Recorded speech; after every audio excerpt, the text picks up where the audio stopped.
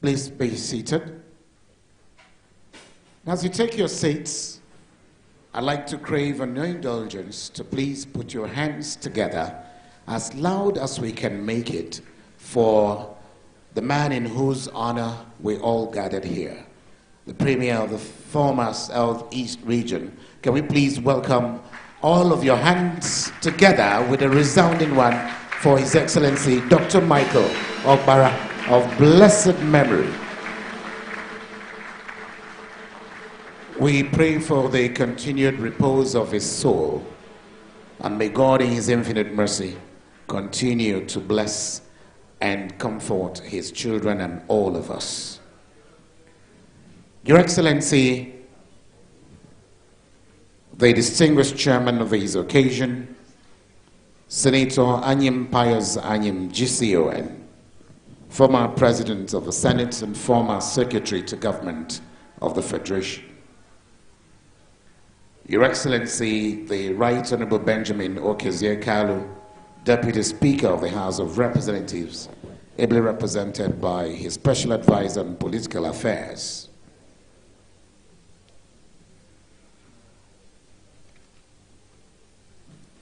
Your Excellency, the pride of Cross River, Senator Prince Bassi Otu, the Governor of Cross River State, the chief host of this event, who for some obvious reasons is not able to make it, but has sent an able representation in the person of His Excellency Dr. Alex Oti, Governor of Abia State, represented here by Right Honorable Obiago Ocha, Member House of Representatives.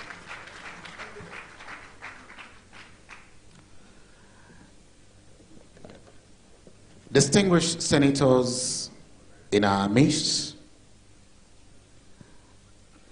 members of the House of Representatives, the convener of this program, who also doubles as a chairman, Michael Okpara Foundation, Chief Uzodimma Okpara Omekanneya. Can we please give him a round of applause, please? He's taking after his father very fast, and we are very proud of him. Honorable ministers, both serving and former. I forgot to mention the presence of our esteemed former governors. Please forgive me. Your Excellency, former governors of Cross River, Senator Leah Limoke, Dr. Clement Ebri, former deputy governors of Imo State, Your Excellency Professor Placid Njoku and Dr. Nkemo Keke of Anambra State, respectively. Our chief guests and an award recipient at this occasion, Sir Engineer Chief Athoeze Nukbo Eze Nukbo Eze Nukbo. And don't worry, I'll come back to that. He is my father, so I won't be making mistakes. The honorable ministers that are here, both serving and former heads of agencies of federal and state governments, here present, speakers of state assemblies from the Southeast extraction, and your members, Southeast Chairman of the All Progressives Congress, Chief Ugochukwu Agbala, and all your other members here present, my lords, spiritual and temporal, your Royal Highnesses, captains of industry, distinguished members of the Michael Okpara's family and extended, very distinguished invited guests, members of the press, ladies and gentlemen. On behalf of the chief convener of this program, Chief Uzodimma Okpara, Omekanaya, we would like to welcome all of you to this occasion. Just as we move on, we'd like to recognize His Excellency Dr. Clement Ebri as the co-chairman of this occasion, the former governor of Cross River State. Can we applaud him in that regard? We also have with us the presence of the former Minister of Transportation, Senator Idris Umar. We'd like to welcome you to this occasion. If you intend to make that a clap, can we make it a clap, please? I'm not walking alone. My name is Andy Gabriel, and I have my sister working with me, Oledo Mbiwe. Please, I'd like that we also please give her a resounding applause. And indeed, it is a pleasure to be here to celebrate an icon of Nigeria, actually, a national icon, one who has blazed the trail in many ways. A scholar, he had a scholarship to become a medical doctor abroad, and of course came back to politics, where he was the premier of the Eastern region, and blazed the trail in agriculture. I remember as a kid, one of the landmarks of the Southeast back in the day was the palm trees. I'm from Omahia, by the way. So when we're going home, you know, you would see the greenery of the palms. That was a landmark achievement of somebody that is celebrating today, none other than our very own Chief Michael Okpara. So, ladies and gentlemen, I'd like to quickly bring to the attention the fact that we're on live broadcast. For those who want to pass the front of the podium, please bear in mind that we're live right now. So, over to you, Andy. Thank you very much. And in moving on very quickly, Your Excellency, the distinguished chairman, would like to welcome and recognize the presence of Archbishop Ogaigwe of MCN. Please, let's welcome him with a round of applause.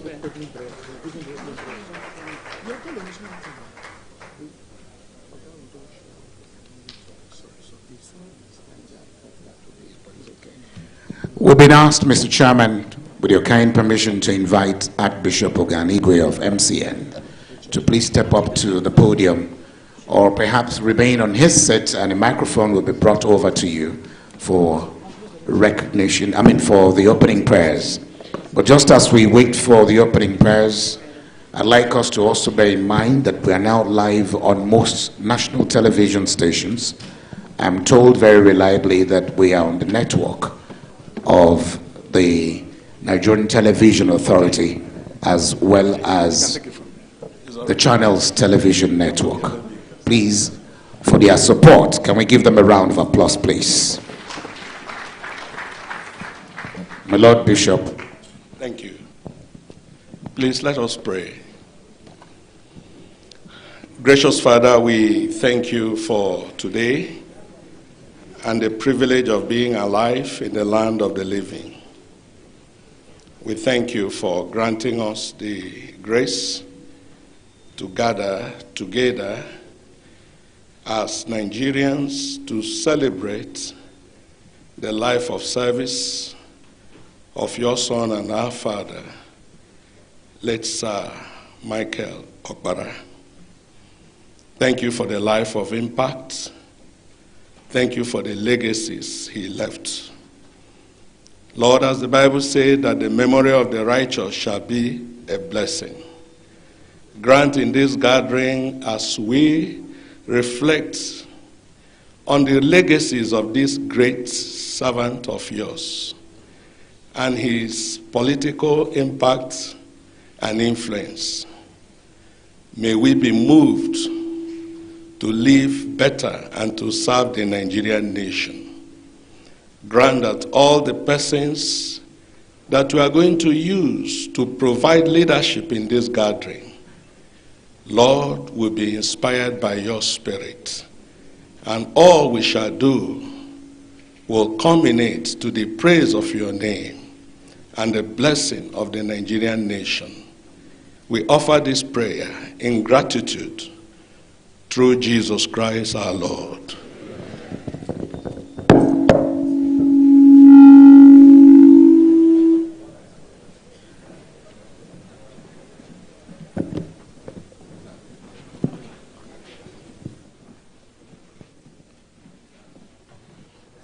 At this time, we would like to call upon a man with a vision.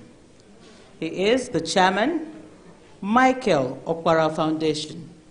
Not just that, he is the son of the man whom we're celebrating today. He's none other than Chief Uzodimma Okpara. May we put our hands together for him as he makes his way to the podium. Tukenenya Omekanaya. Please make your way to the high table, to the podium. Put your hands together for him. Encourage him. Encourage him. Encourage him. Omekanaya. De. Wayokwa. Mama Dede. You're welcome.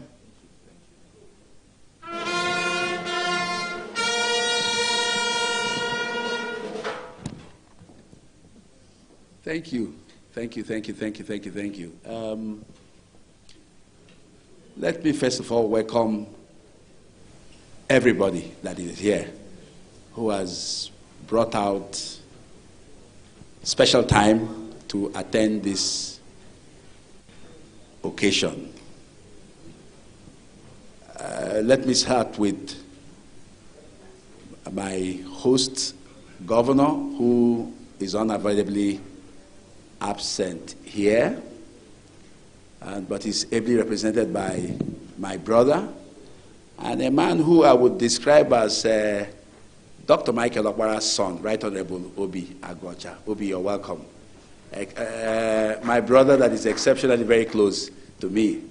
I'm sure when the governor found out that it wasn't possible for him to come, he said, well, let me send somebody who is close to you. Obi, thank you very much for coming. Let me welcome the governor of Cross River State.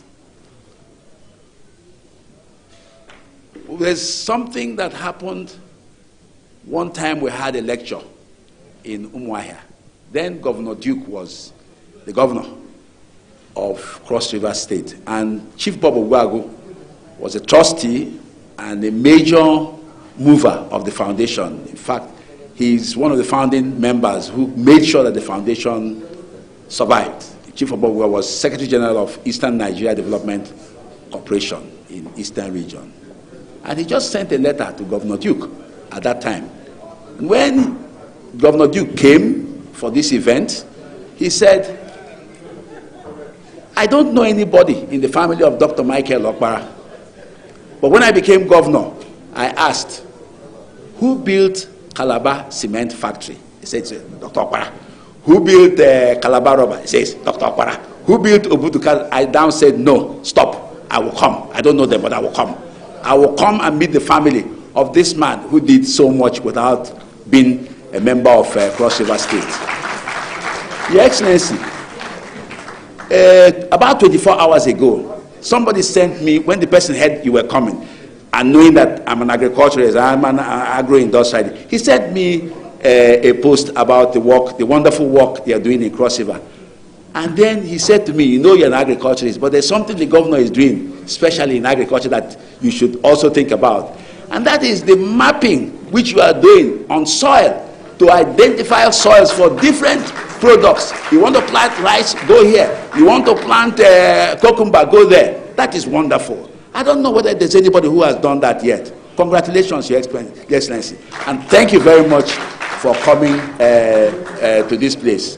Let me also recognize the former governor of Cross River State, who is our co-chairman, and H.E. Clement Abri is more than a brother to the family of Dr. Michael Okpara.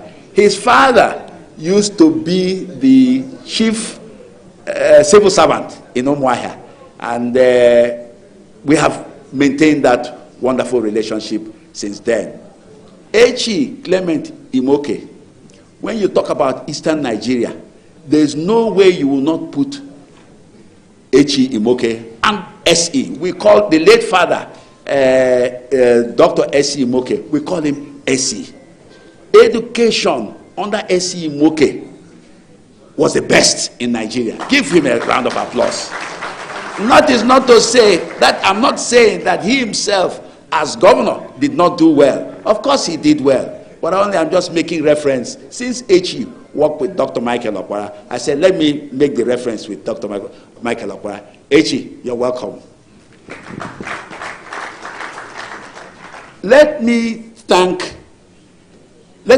Before I come to the chairman and co-chairman, let me thank our leader, a philanthropist, a man, each time he sees me, he says, Okpara, your father was a very good man. There is nothing that we do for your father that will be too much. And he persistently says it, he acts it, and truly,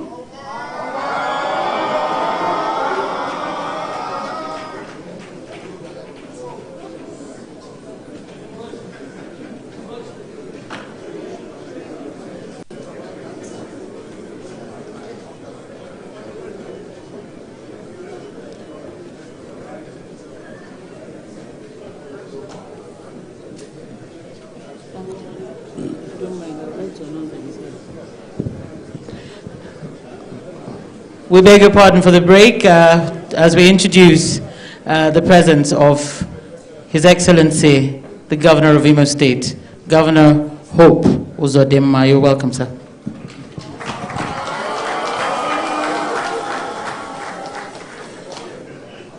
I was speaking about the only Prince Arthur Eze, a philanthropist, a good man, a believer in Dr. Michael Okpara.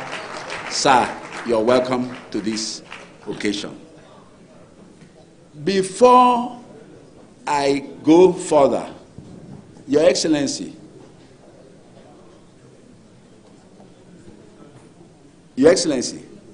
I would like to welcome a man that I would say some of your actions are like that of Dr. Michael Okpara.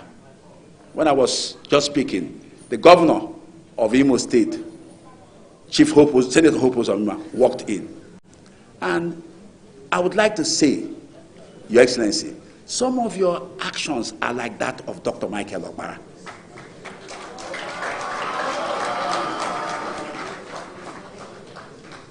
You stand with your friends. When you're on board, you are on board. These are the marks of political leadership. And we're encouraged by the fact of your continuous and multiple assistance to the people of Southeast who live in Lagos, whose situation will be worse without your intervention. Your Excellency, Senator Hope Uzodimma, you're welcome to Dr. Michael Okpara Foundation lectures. Let me please turn around before I come to our chairman of the occasion. Let me welcome Senator Ned Nwoko, who is the Senator of Federal Republic of Nigeria. You're highly welcome. When I came to look for you, I had to come to look for you with a friend of mine who is a former commissioner of police because we're roommates in Nsukka. He said, no, it's his brother. Let's go. I'll take you to him. You're welcome. Chris Atuboko, you're welcome. And then let me also welcome our Honorable Minister, Chief Nnaji. You're welcome. And everybody who is here, you're welcome. If not for Senator Pius Anyim, this event will not hold. It is the truth. It is the truth. When I called him, I said, sir, I want to send you the invitation. He said, no need. Is it a matter about Okpara? Send it to me on WhatsApp. I'll read it. In 2 minutes, he called me back. He said, I'm on board. Your Excellency, God bless you. Thank you for everything you did for this occasion. I welcome everybody. There's something I want to mention also. There are some people who are relations of Dr. Michael Okpara who have come all the way from United States of America. It's an endless list. The MCs, they are led by Dr. Gabriel Madua-Kolam and the rest, and you're welcome. To come all the way from America, spend all that money to come for the event, we remain thankful to you. Thank you very much, and may God bless everybody who is here. The MC, Ola, and the chairman and the rest, they will continue with the recognition. More recognitions will take place. If I didn't call your name now, the MCs, everybody, they'll call more names. I haven't really prepared anything as such regarding the events of today in terms of proper speech and so on. But I just thought that since we have a chairman, we have a co-chairman, and the other people, perhaps who are more knowledgeable than myself in terms of written documentation and so on and so forth, I thought that the best to do was let me make remarks about Dr. Michael Okpara, which perhaps not many people had known about. The lecture series is an annual event which we have with the foundation, because this foundation was founded many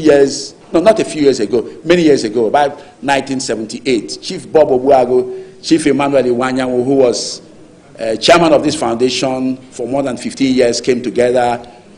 Chief M. Timbu, who was Minister of State for Navy, Chief Mbazlika Amechi, Barrister JSPC Nwokolo, Chief Onyeso Nwachukwu, and many others. There are more than 20 of them who came together and said, let's immortalize the memories of this great man who ran one of the world's fastest growing economies. This is how Dr. Michael Okpara Foundation started. And Chief Iwanyanwu himself, in fact, all of them came to and said, Chief Iwanyanwu, you were very close to Dr. Michael Okpara, you be the chairman, and he agreed. And for more than 15 years, he was chairman of Dr. Michael Okpara Foundation.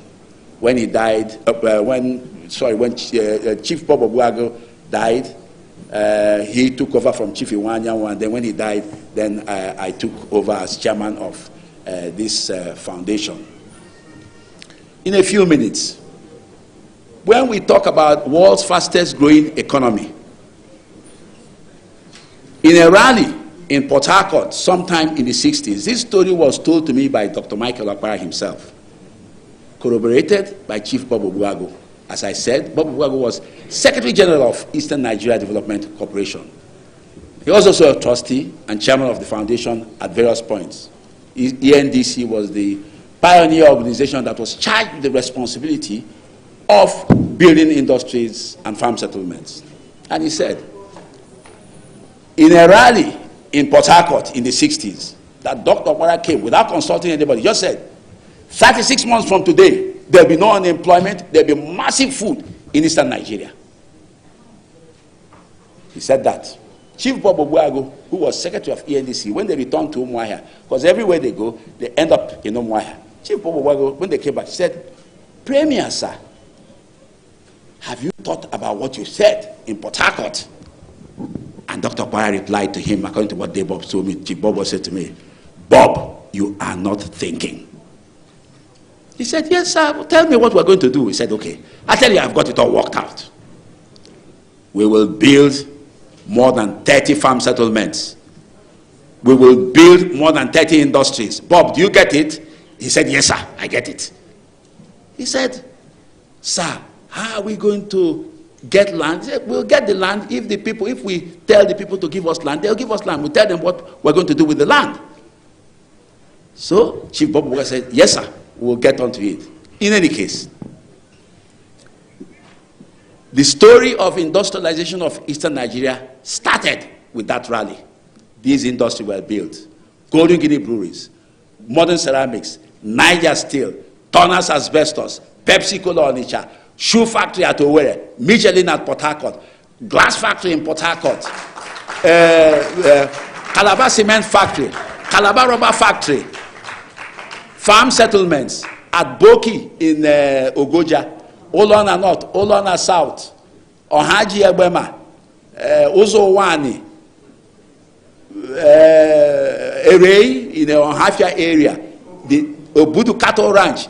The list was endless. About 3 years or so, this was also told to me by, this one was told to me by Chief Bob, corroborated by my mother. Dr. Michael Okpara went back to that rally point and said, today, is there anybody who is here who is unemployed? Chief Bob said to me, we didn't see a hand up. The price of eggs had crashed to 2 for a penny, 24 cups of garri for 1 shilling, 24 eggs for 1 shilling. Eastern Nigeria was on the path of economic growth and economic development. I believe myself that the relevance of Dr. Michael Okpara is not only to talk about him for yesterday, but also to talk about him for today. I believe that Nigeria can be one of the world's fastest growing economies. I believe that. That no, if we have the population, we have the will, we have the money. I believe also that our people are willing to work. Let me give you a simple example. There's no time. If you go to Aba, the people who make jeans in Aba are tailors in Aba. So they use what we call as Igbos, dwadwa, to make their jeans. There are machines called brother machines, which are made in Japan. You don't need to be a tailor. These are the machines that the Bangladesh Indians are using to make pairs of jeans. But in these factories in India, in China, and all those places, Nigerians are the ones doing the work. So, tell me, if we have brother machines and we make pairs of jeans here that is better than the ones that the Bangladesh people are selling in trade fairs in New York, do you think the Americans will not buy the one made in Nigeria? They will buy the one made in Nigeria. They have no loyalty to anything. They have loyalty to quality. Therefore, finally, I call upon the government, federal, state, to declare a Marshall Plan, a Marshall Program. Loans that are going to be made available for industrialization should be at rock bottom, 3%, not more than 4%. Repayment, 15 years. An industry must breed. If you want to make a product like Dr. Michael Okpara, don't make a product that we will sell only in Nigeria. Let us sell it in a trade fair in Geneva. Let us sell it in a trade fair in London. Let us sell it in a trade fair in Japan. I tell you, once we do this, and the will is there, we will be on the path for Nigeria being one of the fastest growing economies. I will never accept from anybody that we cannot be one of the fastest growing economies. Okpara did it, so we can do it today. The time is ripe for us to do it. We want to work. Our people want to work. And we have capable people. We have capable governors. Our governor, Onwa, is here. He will do it. Alex Oti is here. He will do it. Our governor of Cross River State is here. He will do it. They will do it. The Michael Okpara's model, I'm not saying take 1960 and bring 1960 now. No. I'm saying let's take 1960, modernize it to today, and be on the path to be one of the world's fastest growing economies as Michael Okpara do it. We can do it. Thank you very much. Thank you so much. Yes, we can do it. If Michael Okpara did it in the 60s, and successfully so, we can do it. Please, can we give Omeka Naya another resounding applause, please? Thank you very much. Thank you. My colleague Ole Dumbiwe had recognized the presence of our guest lecturer, Chairman Southeast Governors Forum, who also is the governor of Imo State, Onwa himself, Senator Hope Uzodimma, commander of the Order of the Niger. Can we please applaud him one more time? Mr. Chairman, sir, permit me just before we invite you to speak to also recognize a few more of our dignitaries that are here. We don't take your presence here for granted at all. We recognize your presence, Your Excellency Princess Patricia Onyemechi, Deputy Governor of Ebonyi State, standing in for Governor Nwefero. Please, a round of applause for her. Thank you very much for joining us. We also have with us distinguished Senator Osita Izuna. So we'd like that we welcome him with a resounding applause as well. We have with us Honorable John Okafor. Please, can we welcome Honorable John Okafor, Member House of Representatives. We also recognize your presence, Honorable Alex Ebona, representing Abuja, Okpara Federal Constituency of Cross River State. We welcome you. We recognize your presence, Honorable Joshua Chinedumobika, Honorable Member House of Representatives, representing Amak Buari Federal Constituency. He's also an awardee at this occasion. He's represented by his legislative aide, Mr. Livingstone Aminu, Deputy Governor of Ebonyi. We welcome you one more time, just as we recognize Honorable Chike Okafor, Member House of Representatives. And I also, in the course of the recognitions, I forgot to mention the presence of the immediate past Governor of Abia State, Your Excellency Dr. Okezie Ikbazu. Can we please welcome him with a resounding applause as well? Chief Harry Iko is a former Minister of Science and Technology, and he's here with us. We'd like to welcome him. When recognizing Professor Obiora Okonkwo, OFR, I forgot to add the fact that he was the centenary lecturer and centenary awardee for Dr. Michael Okpara Memorial Lecture. Can we please applaud him one more time in that regard? Just as we recognize Your Royal Majesty, Eze Sir Dr. Uzo Nwosu, MFR, Ojim, one of Ojim, Oku, Noegbe, Ohoho, Umuahia. Please, a round of applause for him, please. Thank you. We'll keep the recognitions coming, but in the meantime, we'd like to get this event underway more seriously with what the tone setting that has come from Omeka Naya. What is next is for us to then listen to the very great and remarkable words of a great leader, a patriot, a pan-Nigerian. Please, I'd like that you welcome with me to the microphone the distinguished chairman of this occasion, His Excellency Senator Anyim Pius Anyim, GCON, former President of the Senate and former Secretary to Government of the Federation. That applause for him can come even louder than that.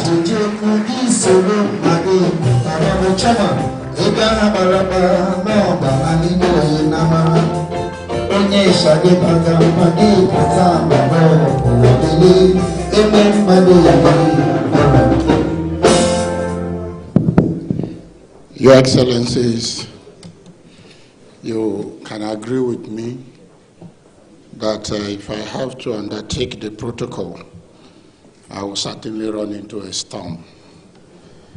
I will crave your indulgence to stand on the existing protocol.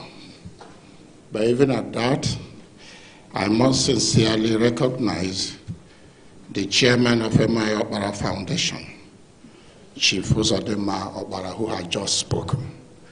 And if you ask me, he had done my opening remarks for me. Let me also very humbly recognize the presence of His Excellency, distinguished Senator Hope Uzodimma, the Governor of Imo State, His Excellency, distinguished Senator Basio II, Governor of Cross River State, Let me also recognize the representative of the Honorable Deputy Speaker of the House of Rep.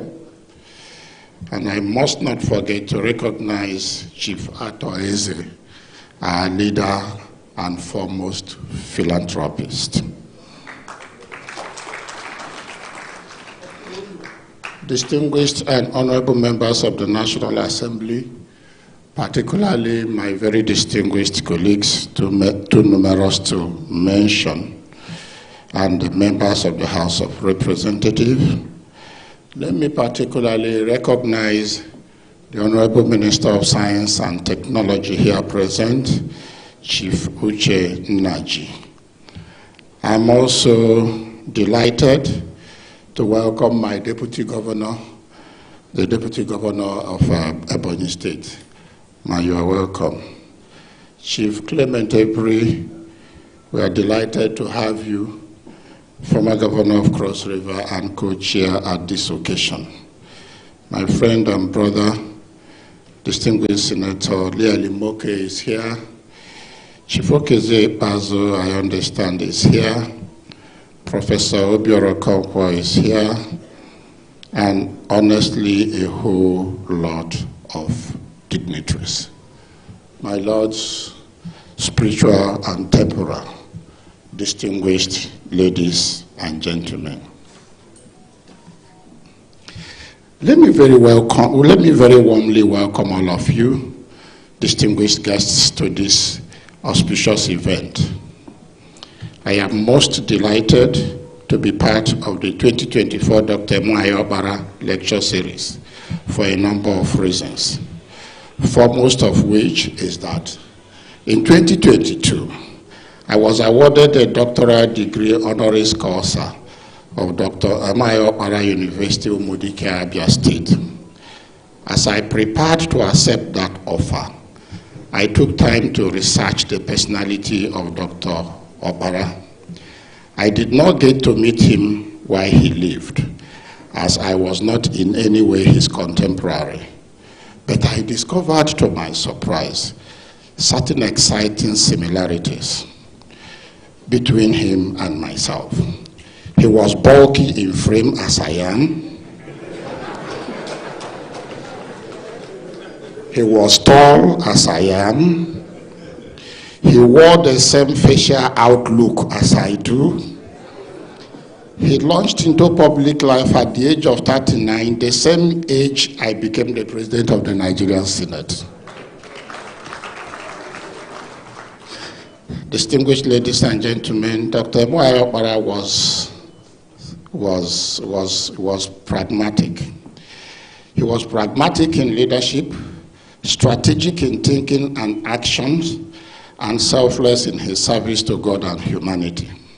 From then, I committed to striving to model my life and principles after Dr. Okpara.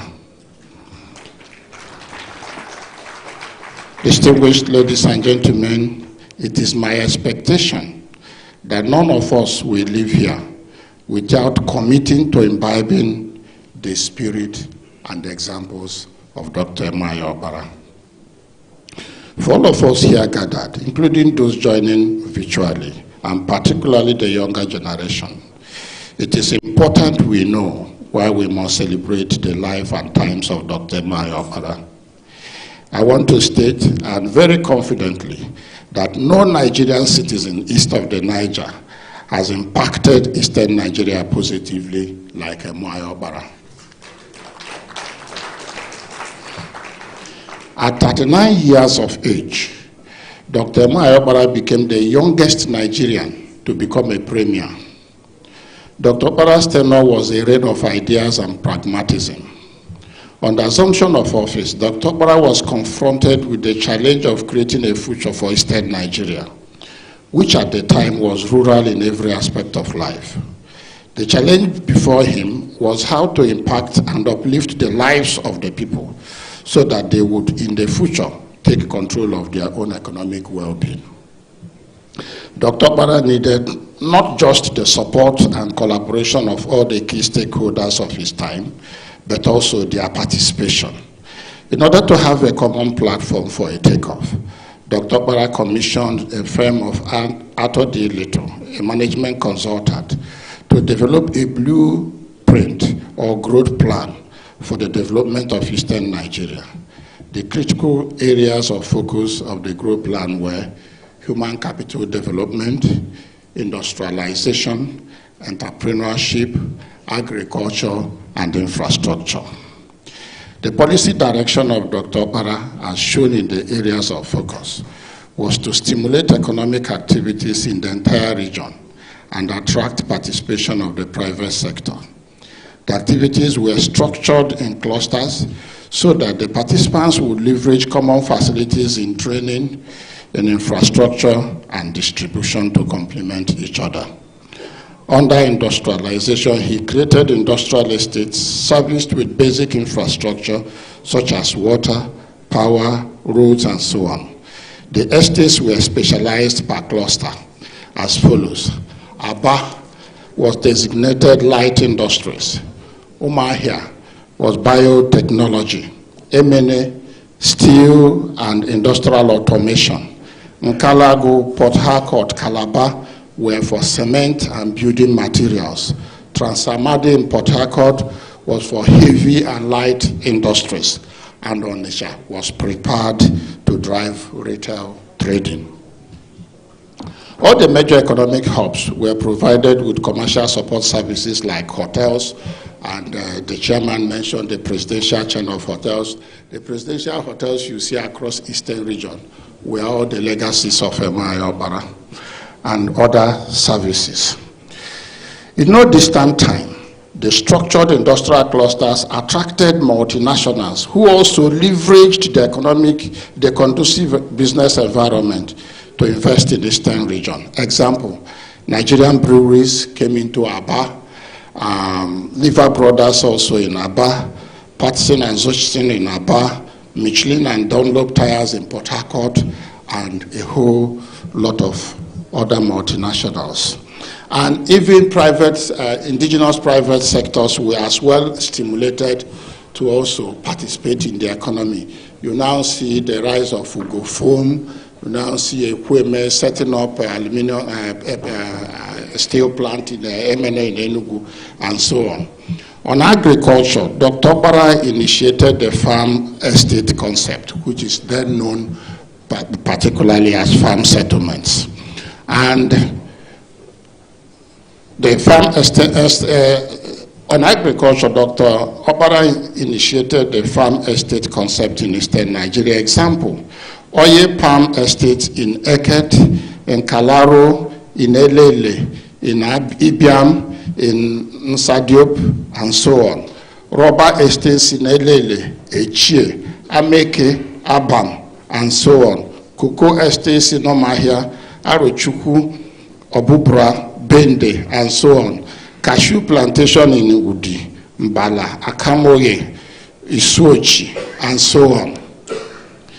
Dr. Okpara's vision to make agriculture one of the mainstay of the economy of Eastern Nigeria, Eastern region, galvanized the people into agriculture.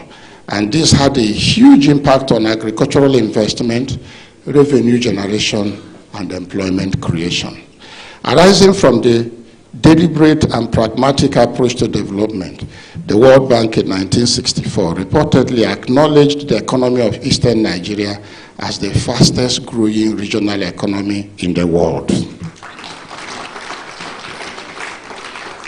Ladies and gentlemen, it can be said that the magic that guaranteed the progress recorded under Dr. Okpara's administration was purposeful and visionary leadership.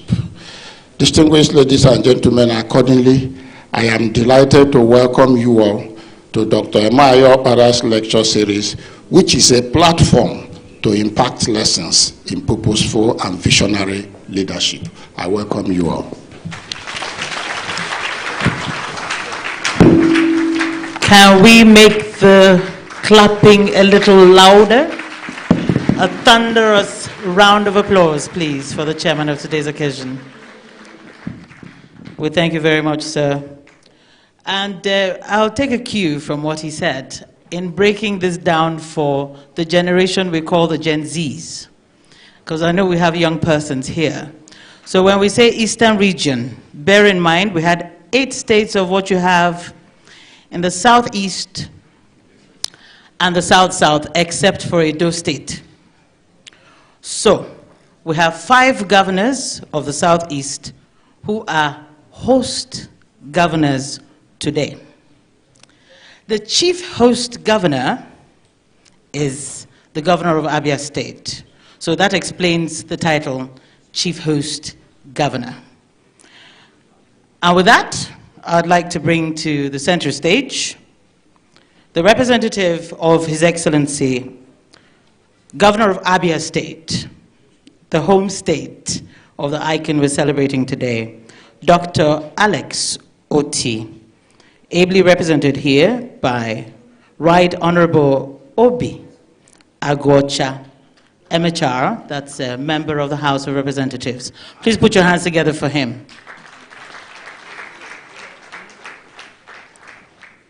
He'll make his remarks as the lead host governor.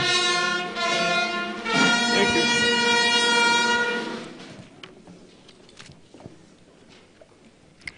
you. Your Excellency, the Executive Governor of Imo State, the Chairman of the Southeast Governors Forum, most distinguished Senator Hope Uzodinma, Your Excellency, the Governor of Cross River State, His Excellency Basil Otu, His Excellency, the Governor of Cross River State, ably represented by Her Excellency, Mrs. Patricia Onyemechi. Ebonyi State, sorry. Also, that's Ebonyi State. I'm so sorry, madam. The chairman of the occasion, the former Senate President, His distinguished Pius Anyim. Let me please stand on existing protocol as I did, but I also wish to recommend my senior brother, Dr. Uzodinma Okpara, the chairman of Okpara Foundation. I would also recognize my former governor, His Excellency Dr. Okeze Ikbazu, to recognize also my brother and friend, Professor Obiora Okoronkwo. Nanyuku Ato Eze, Anamekelegi Naha Jesus. I also recognize my brother, the Honorable Minister of Science and Technology, Chief Naji, the distinguished senators here present, the House of Representative members here present. I welcome all of you. Ndo Umahia, not Ndemoro Dr. Okpara. I salute all of you in Jesus' name. I'm here to represent His Excellency Dr. Alex Oti, OFR, who is unavoidably absent, but recently met with Dr. Uzodinma Okpara to also infuse his own vision. He titled his speech, Dr. M.I. Okpara, Agricultural and Industrial Model, a panacea to poverty, hunger, and hyperinflation bedeviling our nation. His Excellency says, let him begin by thanking the organizers for offering him the rare opportunity and privilege to speak on this memorable launch and posthumous foundation in honor of a great man that he is proud to call his role model. A man whose dream and vision towards the development of agriculture and industrial clusters have so cherished and gladly committed to restore and build on. So pursuant to his avowed mission as a government to conquer hunger, food insecurity, and youth unemployment in Abia State, God's own state. There's no viable and tested economic model that holds the prospect for guaranteed economic growth and prosperity than the M.I. Okpara agricultural and industrial model, which led the defunct Eastern Nigeria, comprising of the present Southeast and most of the South-South states, to become one of the world's fastest growing economies in the 60s. His Excellency conveyed that he may not have done justice to the legacies of Dr. M.I. Okpara and inspire us as leaders of today if he fails to list some of his agricultural establishments and industrial establishments in the 60s. The boatyard at Opopo, oil palm estates at Ohaji, Calabar, cocoa estates in Ozitem, Arochukwu, Golden Guinea in Umuahia, Nigerian glass factory in Port Harcourt, palm oil and seedling estates in Elele, and the list goes on and on.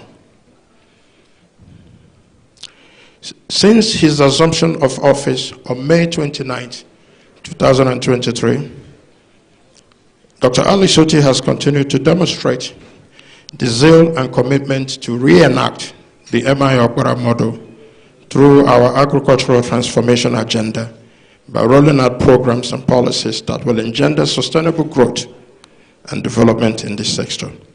In our sincere and genuine effort to lay a solid foundation before unfolding our full package on agriculture, we have commenced with the process of reclaiming government-owned agricultural estates and settlements and plantations mostly established by Dr. Okpara that were concessioned to private individuals and outfits by previous administrations but have long become abandoned, moribund, and non-performing ventures. Furthermore, our administration has evolved an agricultural program to build the capacity of our youth that showed interest in the agricultural value chain. This is the reason the Abia State government recently sponsored the first batch of 300 young men and women to CSS Global Integrated Farms in Nasarawa State to be trained in all forms of mechanized farming and the entire agricultural value chain. They have successfully completed the program and are back to Abia, ready to deploy their new skills to revolutionize agriculture. In line with our promise, we are already at the last lap of our plans to empower them financially in order to help them to put into practice knowledge and skills they acquired from the training. The lucky beneficiaries are expected to spearhead the envisioned agricultural transformation and enhanced food sufficiency in the state. The state government is also currently talking with the founder and chief executive officer of CSS Group, Professor John Kennedy Okpara, to consider establishing a similar farm in Abia State. His Excellency's administration has, since its inception, focused on the onerous task of creating an enabling environment which was evidently lacking before now, by emplacing and institutionalizing the ease of doing business as well as swift land acquisition process backed up with certificates of occupancy that can be processed and delivered within 30 days. These are some of our incentives to attract genuine investors wishing to invest in Abia. In addition, our government has put the necessary logistics and technology measures on ground, working hand in glove with the security agencies to guarantee adequate security for lives and property in all parts of the state. As part of our government's deliberate efforts to explore huge economic benefits of processing of raw material products in the state, the present administration has opened talks with the prospective investors who have shown interest in coming to invest in agriculture, particularly in the processing industry, having seen the enormous potential that abound and are waiting to be harnessed in the state. Recently, the state government played host to a company that specializes in dairy production, which presented a proposal for the establishment of an ultra-modern dairy farm in Okpara East local government area of the state. We expect to further the discussions to a logical conclusion in the coming months. Indeed, our administration places high premium on agricultural transformation and has been intentional in leveraging this sector's huge economic prospects to guarantee self-sufficiency in food production to feed Abia people, the Southeast, as well as create jobs for our teeming youth and ensure economic stability and prosperity for all Abia people. Developing the agricultural sector alongside the industrial sector will no doubt trigger large-scale rejuvenation of economic activities and the ripple effects on other sectors capable of unlocking massive prosperity for our people and the Nigerian nation at large. Replicating the MI Okpara agricultural and industrial model in Nigeria is therefore recommended for the state and federal governments, since it has the prospect of revolutionizing the agricultural sector and the capacity to permanently end the country's food importation and its attendant humongous import bills. It will also help the country to generate foreign exchange through export.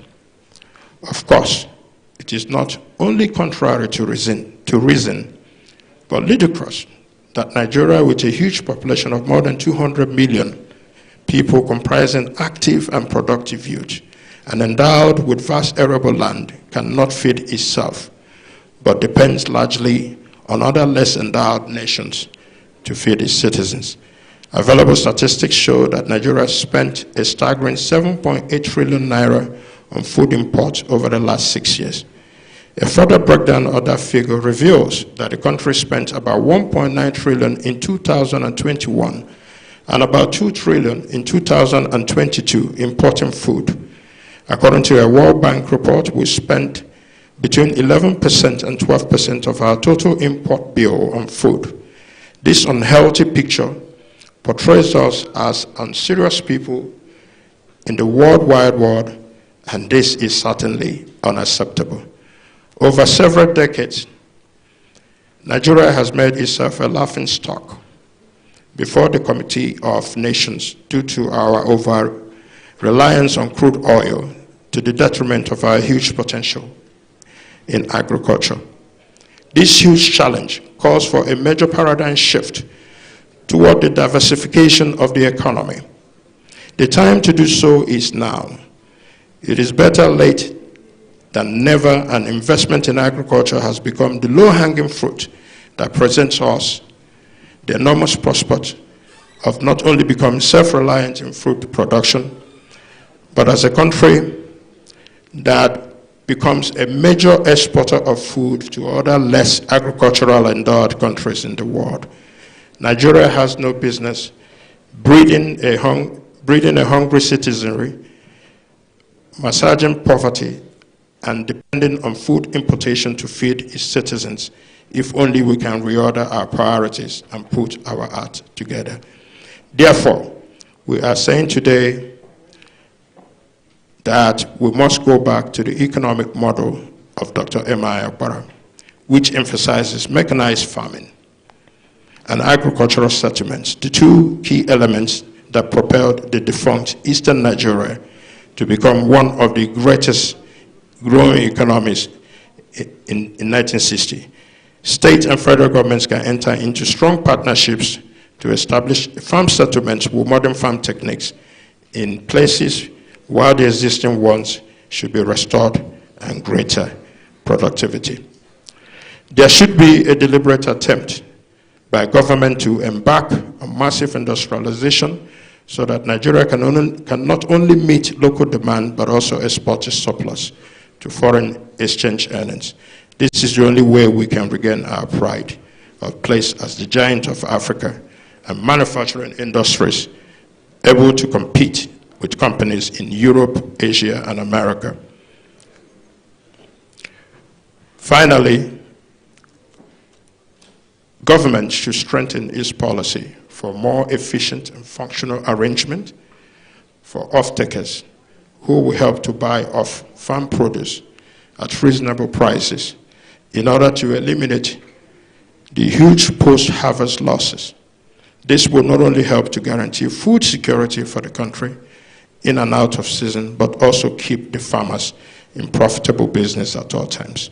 The measure will also help to ensure price stability before, during, and after post-season. This is the Michael Okpara model, for agricultural development. We can adopt it, considering that the feat has remained unbeaten for 60 years with his administration, according to Pius Okibo report. May our Almighty God lead us in the right direction and help us as a government to make the right decisions, backed with the requisite political will to redirect our effort before achieving mechanized farming and agricultural-driven economy. Thank you all for your attention. His Excellency Dr. Alex Oti, OFR, Executive Governor of Abia State. Thank you very much. Mr. Chairman, I'd like that we please give him another resounding applause, please. We're also mindful, I'd like us to be mindful of time, and so in the light of that, other persons we're going to be inviting for their goodwill message should please skip protocol and go straight to delivering your goodwill. And very quickly, Mr. Chairman, I run through this list of recognitions. Right Honorable Goodluck Nanaopia, Minister of State, Federal Ministry of Education. We welcome you, sir. We also recognize Dr. Chris O. Igwe, OFR, CEO, Mainland Oil and Gas Company Limited. Professor Madwe BBSC Ofoiwe, Vice Chancellor Michael Okpara, University of Agriculture, Modike, Abia State is here. A round of applause for them. Chief Emai Neoku is Deputy National Chairman, South, All Progressives Congress. We welcome you. As we also recognize the presence of His Royal Highness Igwe Dr. Uche Egenti, MON, represented here by His Royal Highness Igwe Dr. Buke Charles, JP. We welcome you. And very quickly, for his goodwill message, I'd like to, at this point in time, welcome persons that we that have seen themselves as mentees of Sir Dr. Michael Okpara of blessed memory. Amongst these mentees, who is equally very generous to a fault, is none other than Chief Prince Engineer Arthur Eze Nukbo Ozobondo. Can we please welcome him with a resounding applause, please? He has 2 minutes. Eze Nukbo. Biko uno konaka. We would like to draw your attention to the fact that we have number 12 and 13 as items on the program of event. Unveiling of prototype plan of Michael Okpara Leadership Institute and presentation of the Premier's Prize. So just bear in mind that all of that will come, and this is why we're emphasizing on generosity for the support.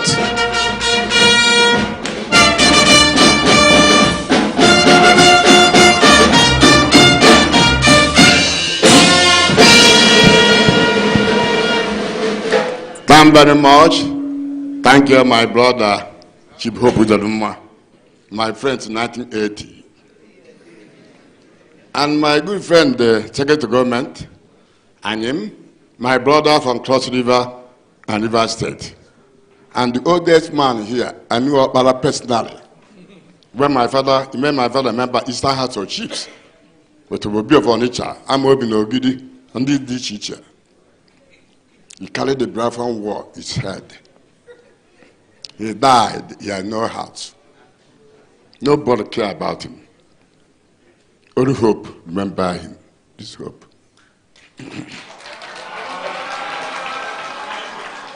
The same thing in Mbakwe, he went and built Mbakwe, devoted Mbakwe's house, the people who carry Igbo cults, Eastern Nigeria. Ababio, I live in the street. Imoke, I know all of them. I started in the 1960s when I was 12 years. During the time of Civil War, I visited all the battlefield. Thank you, Hope, for remembering these people. God will remember you when you leave, others will remember you. Igwe, Ekenenge, Ezedike, Igwe Lomonya, Anja Bido, Bube, Nako. and 76 years. I said it from my childhood. I'm going to bring the jello. Chineke na-edu na-eje otu hope ma ebe na-eje. Na ibe ekene m unu. Ekene m unu ife unu na-eme here. Ekene m unu. Thank you.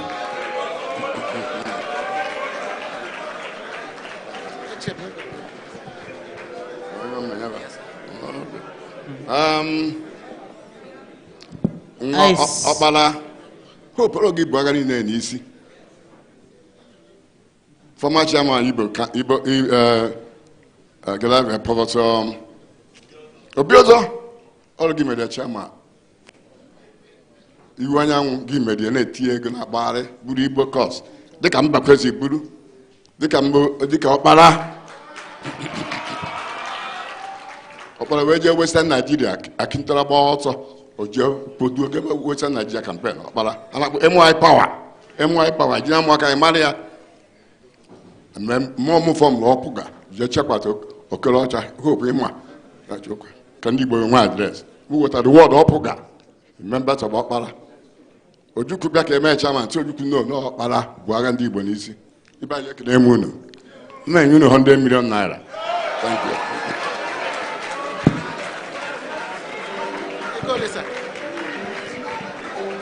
Did you get that announcement? 100 million naira.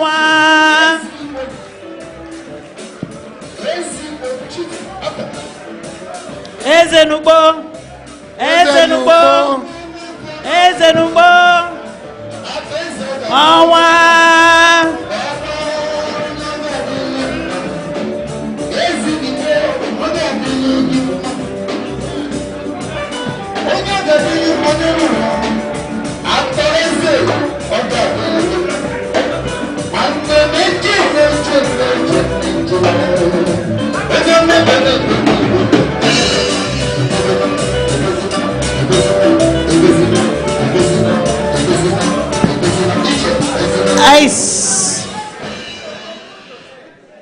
If that clap you have given to Prince Arthur Eze is worth 100 million, don't clap again. But if it is not, please can we give him a bit of round of applause, please.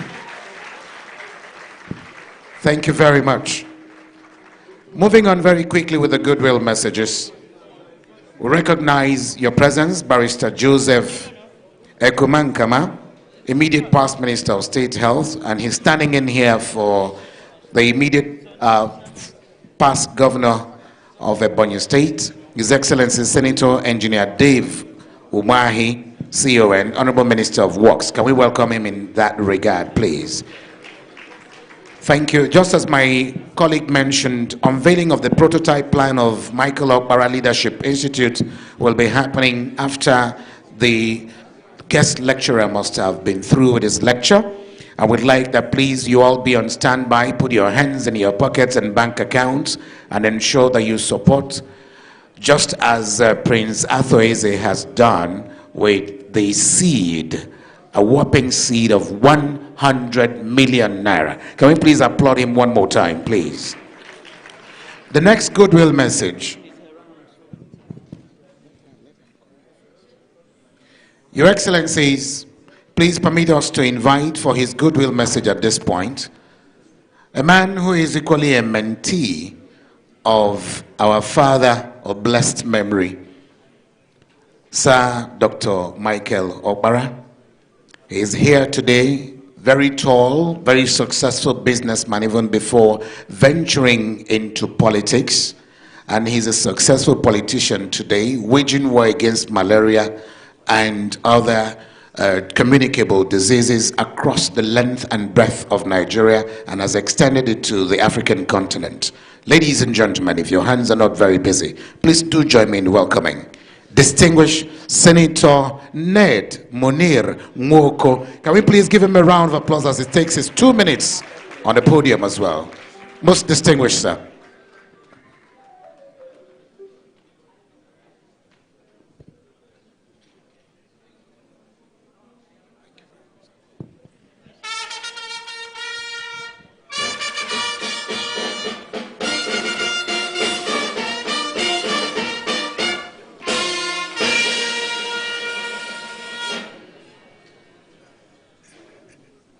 Ndi Igbo no ano.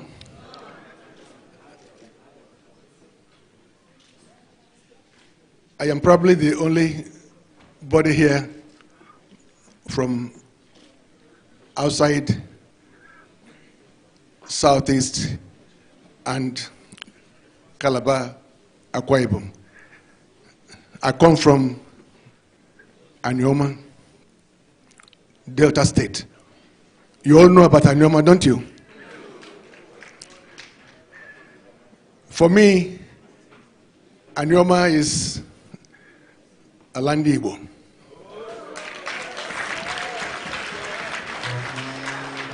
And I say it anywhere. All I need is your support to make Anioma an Igbo state. Many years ago, the president then, Buhari, said that Igbos are occupying a dot in the map, isn't it? That's what he said.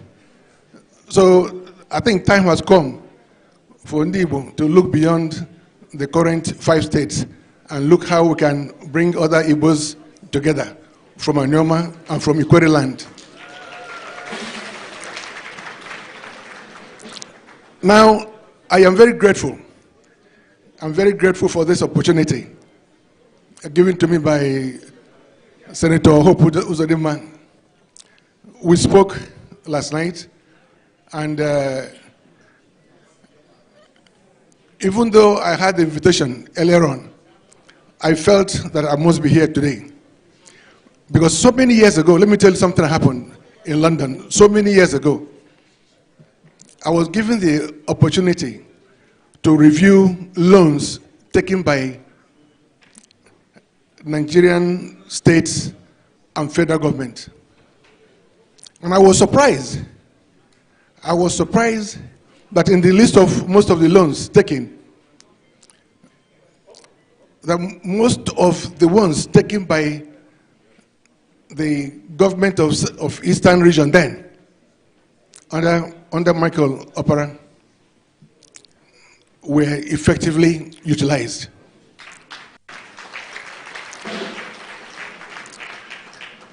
It was at that point that I discovered that there were so many industries and farm settlements in Eastern region. You know, if we are able, if the current governments in Nigeria, both at the state and federal government,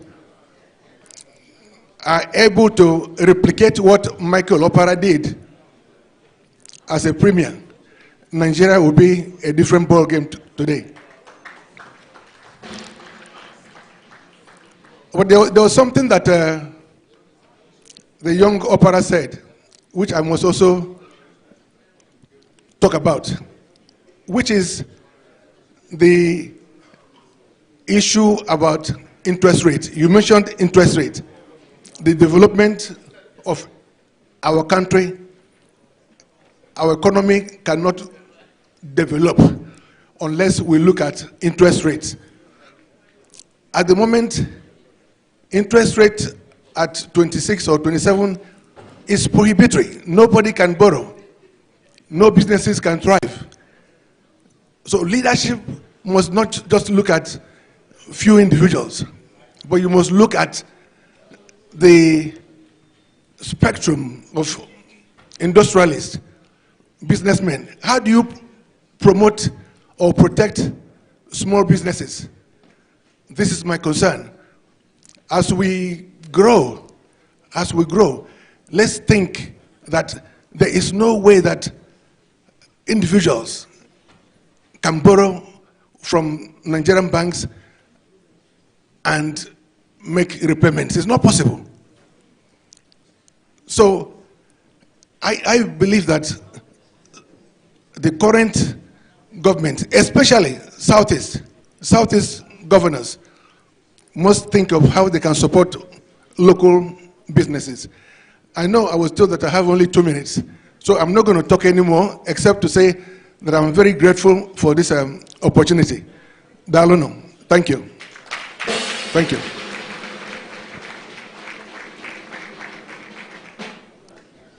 Thank you. Thank you.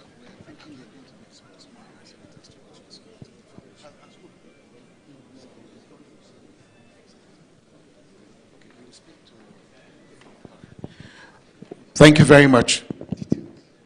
We have with us this morning, Your Excellencies, or this afternoon already, we have with us the former military governor of Old River State.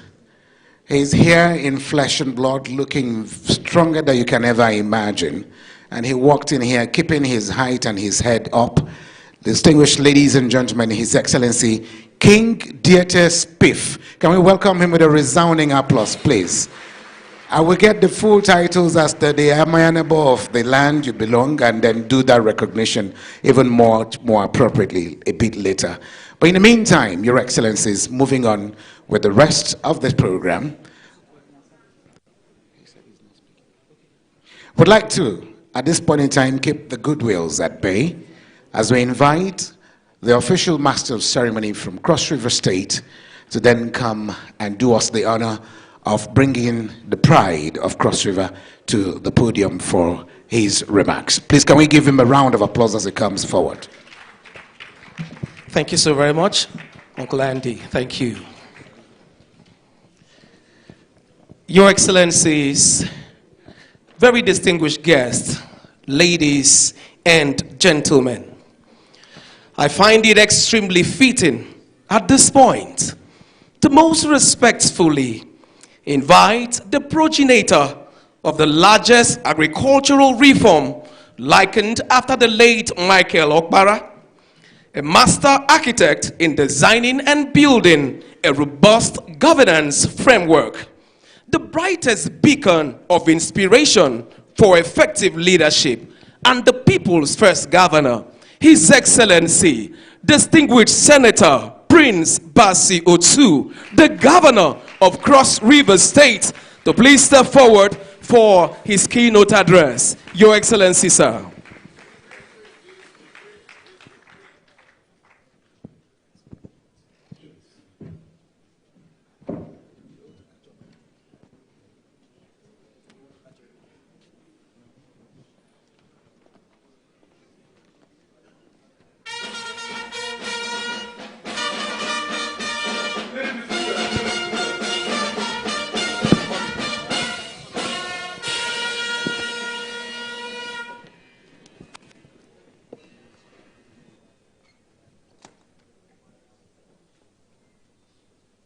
Good afternoon, everybody. Let me join all of us to welcome all of us to this occasion. Your Excellency, distinguished Senator Ayim Pius Ayim, the chairman of today's occasion. Let me recognize the co-chairman, the boss, His Excellency Governor Abuja.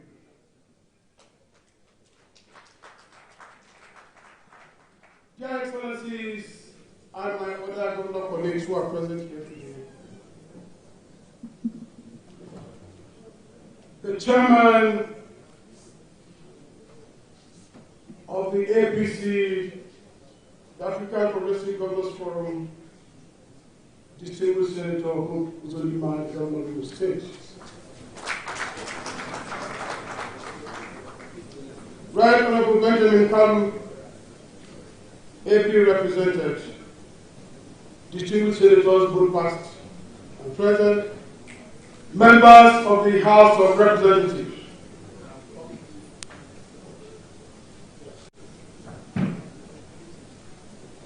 honorable speakers of House of Assemblies here, I've seen that of course you are. Let me recognize Chief Uzodimma Okpara, chairman of Michael Okpara Foundation, and other members of the foundation who are here present today.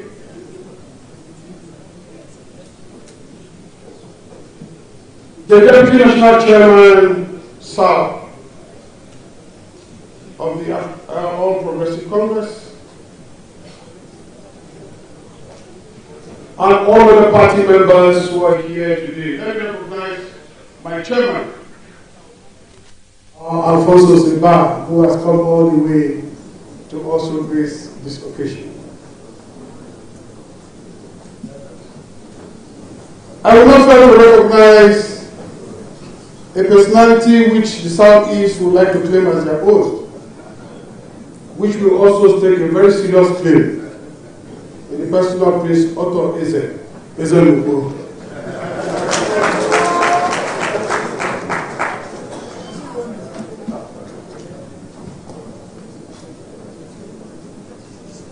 Members of the Constituent State Executive Council, special advisors, top government functionaries, captains of industries, my boss, spiritual and temporal, traditional royalties who are here with us. Let me, for want of time, just key into the already established protocol.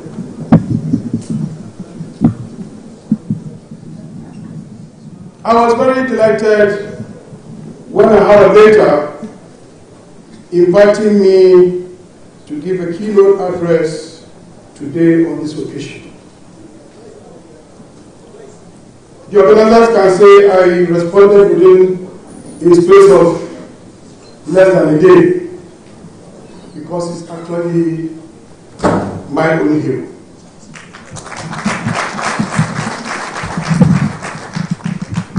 A 104 years ago, God sent an avatar to the agrarian land of Okpara, who was destined at 39 to lead a special breed of humanity, numbering about 12 million in the eastern flank of our nation.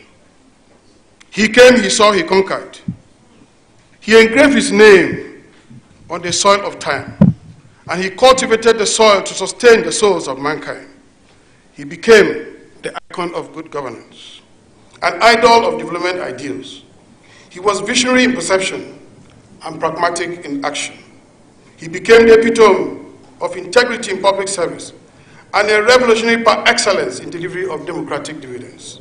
He was earmarked as the best of his kind and a man who engineered the fastest growing regional economy in the world at a time. Ladies and gentlemen, the honoree today might not be very important to many people, but to Cross River State, we do not play or joke with him. That's why we are fully represented here. We are gathered here to immortalize and emulate the very right honorable Dr. Michael Okpara,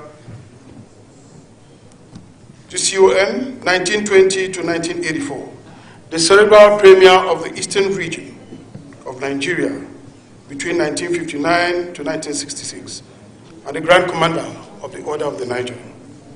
I welcome you all to this solemn occasion of reflecting on the life and times of one of the world's greatest patriots, and I urge you to transmute the principles of community, faith, and sacrifice, which characterize the destiny of our hero, who lived and died with a sterling emblem of unblemished integrity and credibility. My task here is to charge us in our national life and dream to socket into the ideation lines of commitment, patriotism, and prosperity, as embellished in Dr. Okpara's doctrine of social welfare, productivity, and pragmatism.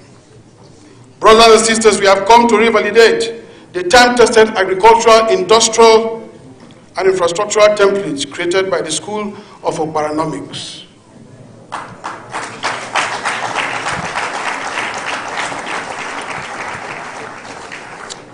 Ladies and gentlemen, we'll wait for the light to come on. It's part of the business of the day. Just recently, our dear nation came under a test of resolute federating, with our people putting up hunger as their major concern. My mind moved to the moment with Michael. He crossed my mind as a man who tackled problems pragmatically. He had a passion for food production flowing in his veins. There is a celestial rhythm in the way His Excellency died in 1984, and there's a national cry for food in 2024. As a young boy traveling with my missionary father around locations, in different parts of the nation, including Enugu. I heard the trajectory of Dr. Okpara and started modeling my future after him. I was particularly inspired by the fact of a premier in today's governor finishing from office without building his own personal house. In today's Nigeria, one would exclaim, who does that?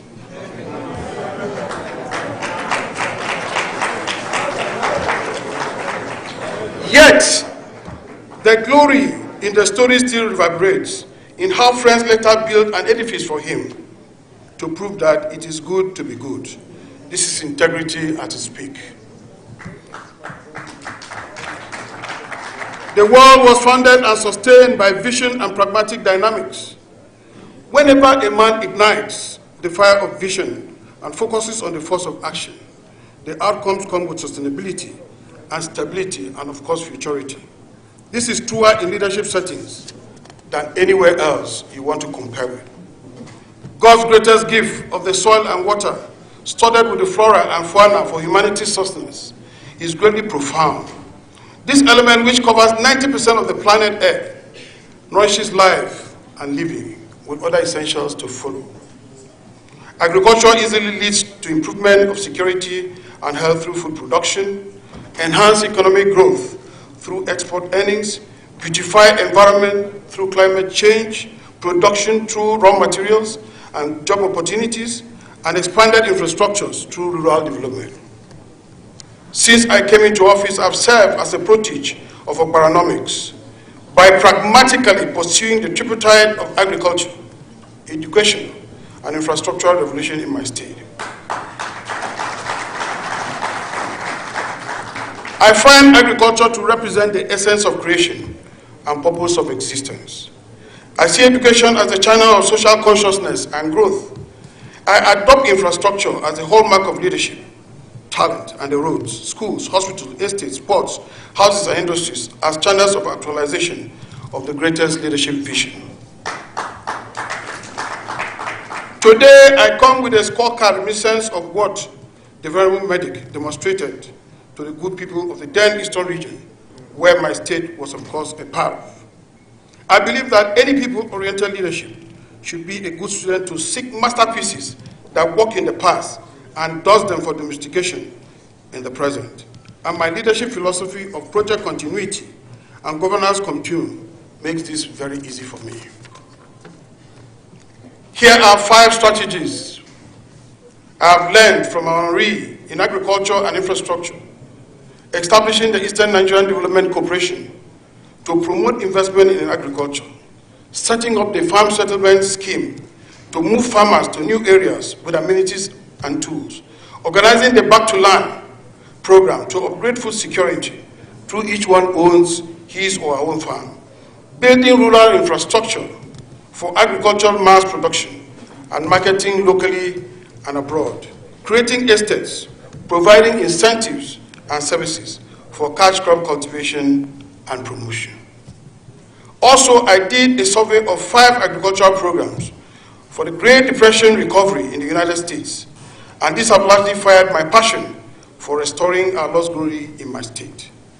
They are Federal Surplus Relief Corporation to stabilize prices of farm products and avoid wastage, the Food Security Administration for financing, training, and modernizing agriculture for farmers, the Agricultural Adjustment Administration to control agricultural production, the Soil Conservation Service for improving productivity, and the Rural Education Administration for amenities to increase farmers' efficiency.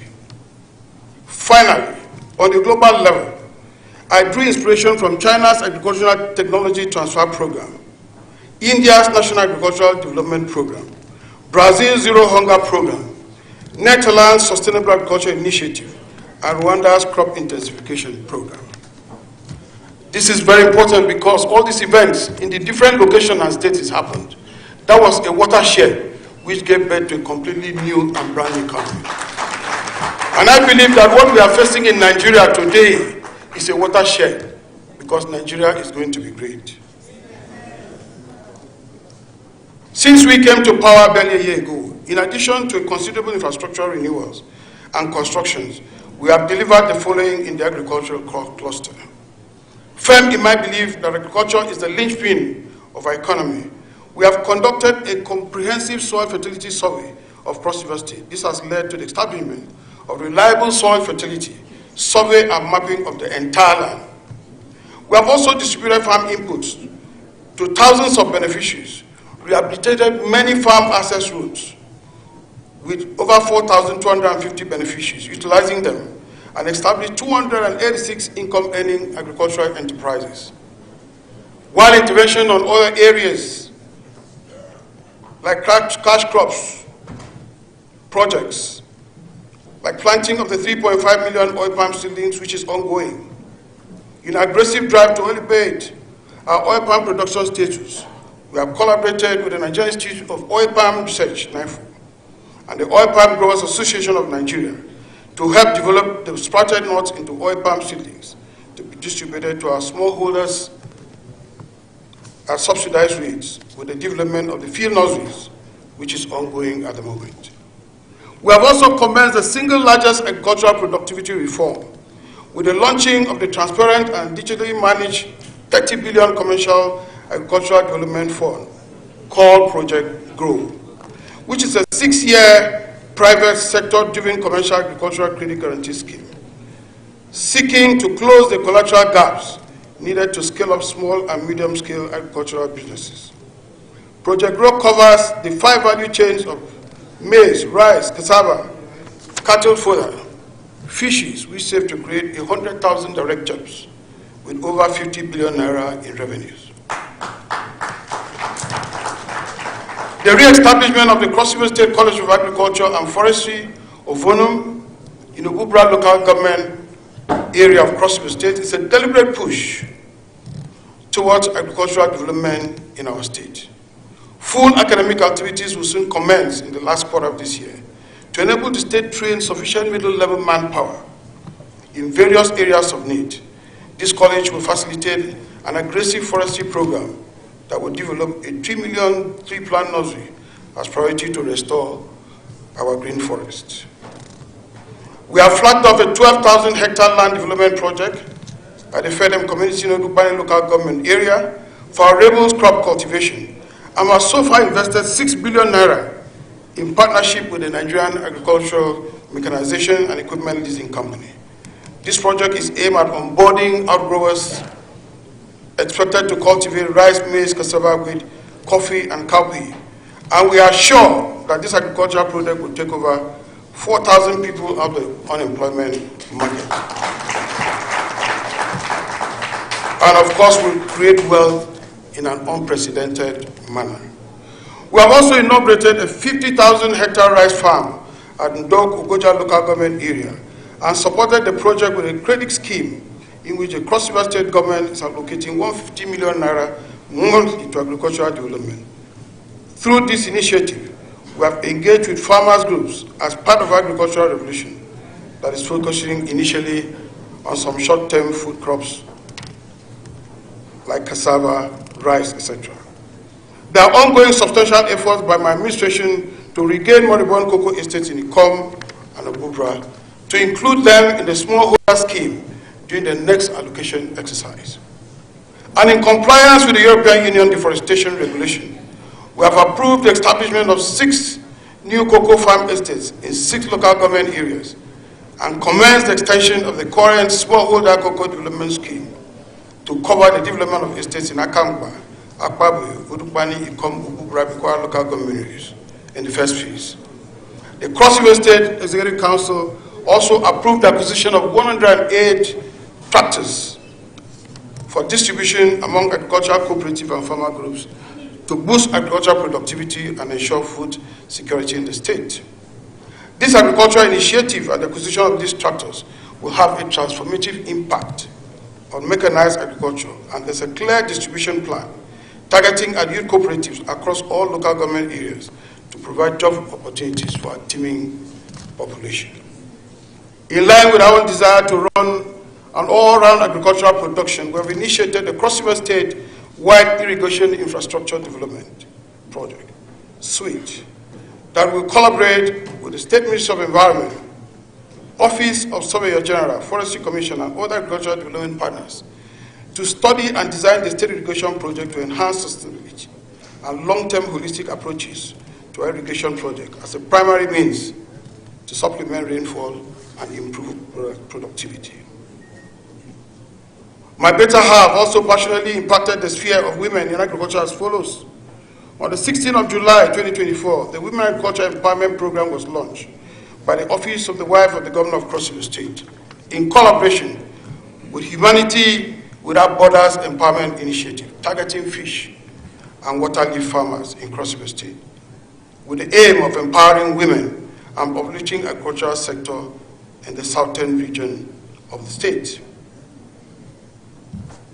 Ladies and gentlemen, on the good governance paradigm in my administration, I recall that on August 12, 2009, during her visit to Nigeria, Hillary Clinton had this to say: "What Africa needs is not more strong men.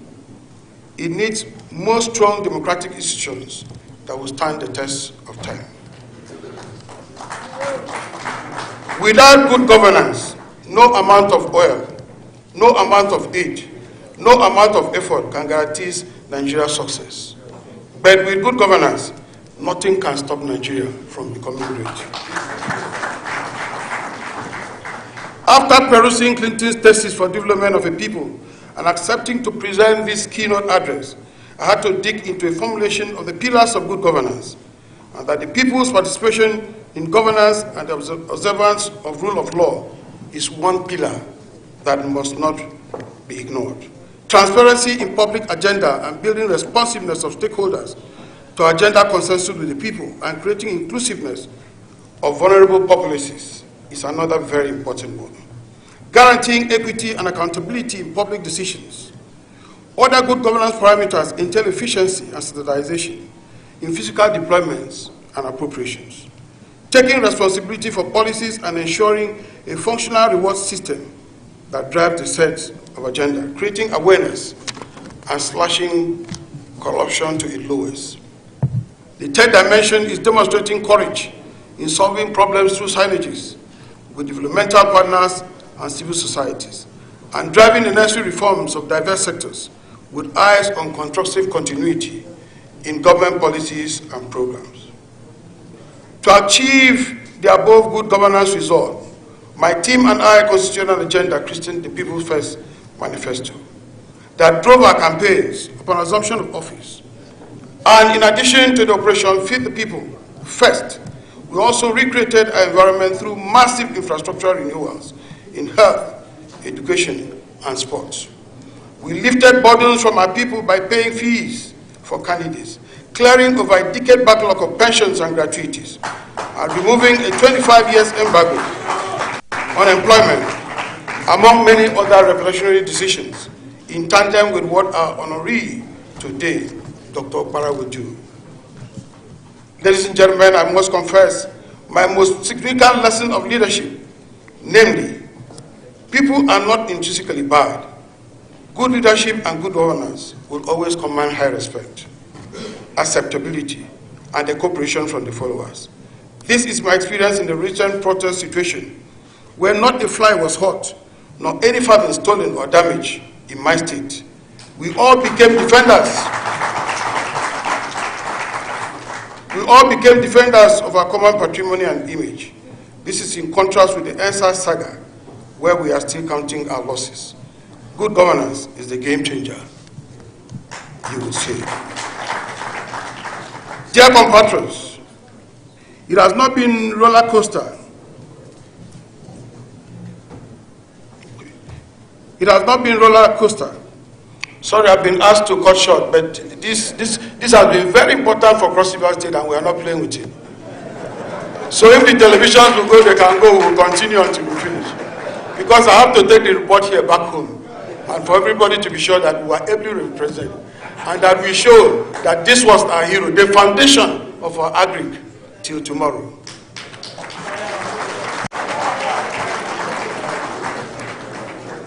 My dear compatriots, it has not been roller coaster during the take-off period of my administration.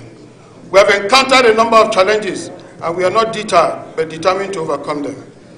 Idleness that breeds criminality has been tackled through the proposed agro-industrial revolution. Illegal lumbering and massive deforestation have made strong deforestation task force that reports directly to me. Dilapidated infrastructures such as water reservoirs and broken pipelines, abandoned public transport system, sport facilities, potholes have been renovated. Unpaid promotion arrears, pension and gratuities have received urgent attention by lifting the ban on employment, implementation of promotions, immediate computation and payment of arrears, while prioritizing completion of projects started by other administrations. Also, our traditional institutions have been strengthened and upgraded to give more responsibility to our royal fathers. In the areas of security and community policing, and most importantly, our internally generated revenue strategies have been completely reformed, enabling citizens and business owners to pay their taxes with ease and willingness, as witnessed in the turnaround and increase in our revenue to the tune of 32.4 billion.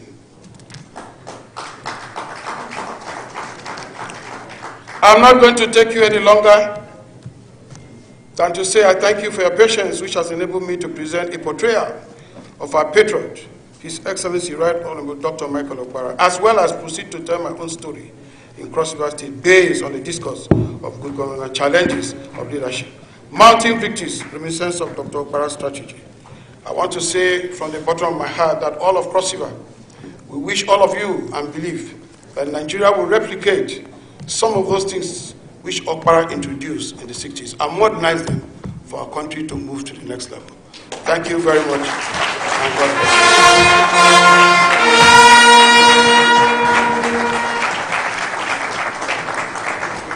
bless. Sorry, please, I did not recognize one of the affectors of Cross River State. I think the protocol just put him, kind of line him with other protocols when he says governors. Let me seize this opportunity to recognize distinguished Senator Liel Moke, our able governor who we are learning his strides from where he stops. Thank you, sir. Thank you. Welcome. Thank you very much. Please, another round of applause for the performing governor of Cross River State. Just before you come in, I'd like to just, because I told you that Sir Dr. Michael Okpara has a lot of mentees. And amongst the mentees is the man who also pioneered this annual lecture in his memory, who is our guest lecturer here today, His Excellency Senator Hope Uzodimma. He has also graciously, out of his magnanimity, extended the airtime on television. I'm talking about Senator Hope Uzodimma Onwa. He has extended our airtime on TV by 1 hour. Can we please celebrate him one more time? So for emphasis sake, we're streaming live on TVC, Arise Television, Channels Television, and so much more. Please, NTA is in fact, the truth of the matter here is that he is paying for extra time. I'm saying this so that the TV stations can hear me as I'm saying it. Please bear in mind that we're paying extra. Thank you. Thank you very much, Your Excellencies. It's very remarkable that His Excellency, the Governor of Cross River State, has just done that beautiful work there. To deconcentrate the dense masculinity of the front row, we are bringing in a woman. And as you may wish to know, His Excellency Right Honorable Francis Mwefuru, Executive Governor of Ebonyi State, is one of the host governors of this event, but he is unavoidably absent because he's attending to other important issues. But he sent his able lieutenant, Her Excellency, Princess Patricia Onyemechi, the Deputy Governor of Ebonyi State. He will now come forward to the podium to give us a very brief remark, we know. Yes, we have 1 hour, but we must work within the scope of that time. Distinguished ladies and gentlemen, put your hands together for this very elegant and demure lady. Thank you very much.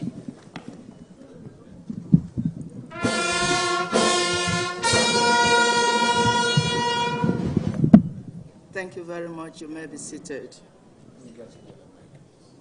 Your Excellency,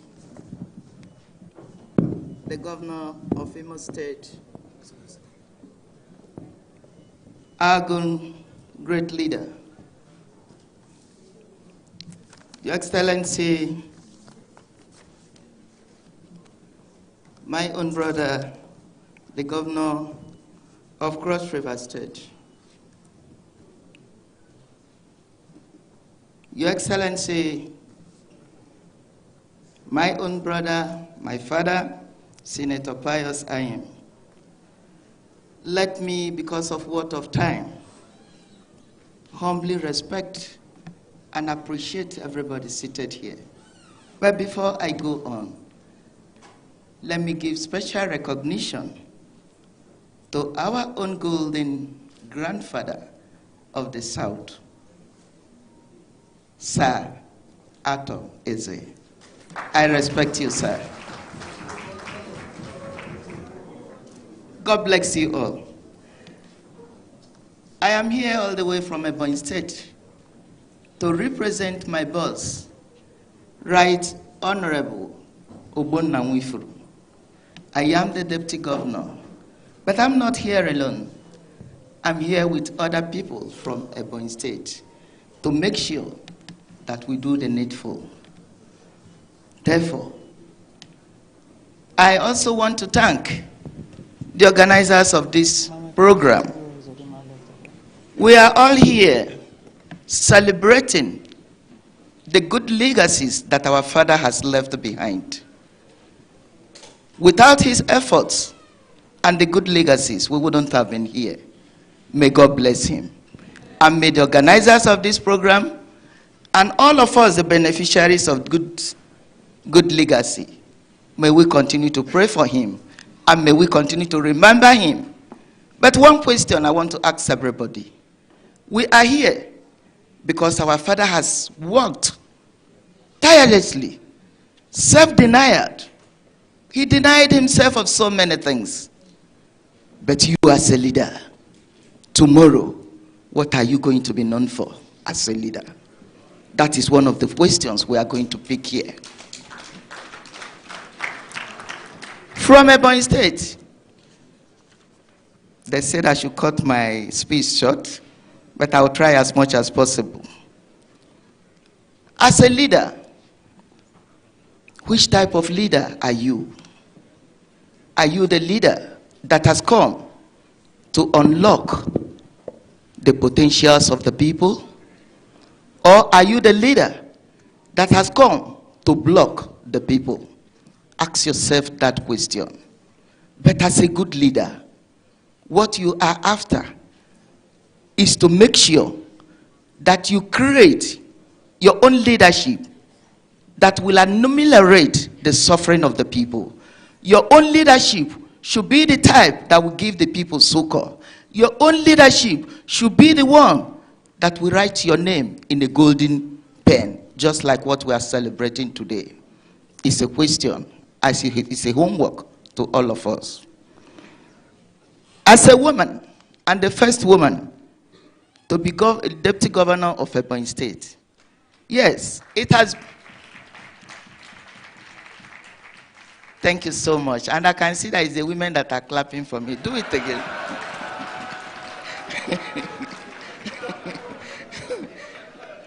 Thank you so much. I appreciate you all my husbands clapping for me too. God bless you.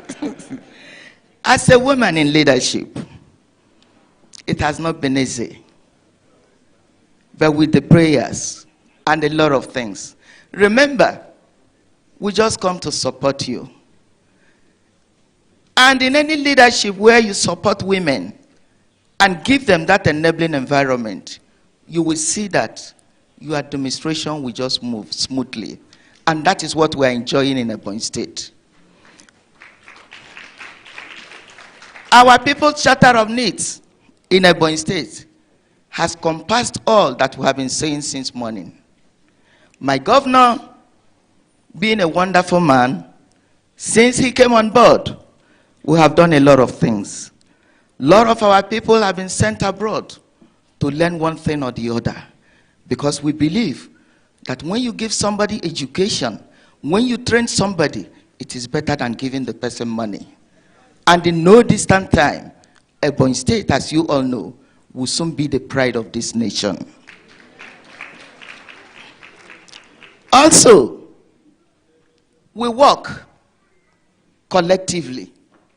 As a leader, work with your people. Don't create a barrier. Communication goes a long way. If you communicate effectively with your people, you will be able to know where the problems are. And you'll be able to know where to solve the problem. Be a leader that will be close to the people. Be a leader that will listen to the people. Be a leader that when they call you, it will be always on phone. But go to Ebonyi State, my boss is there 24 hours doing the job.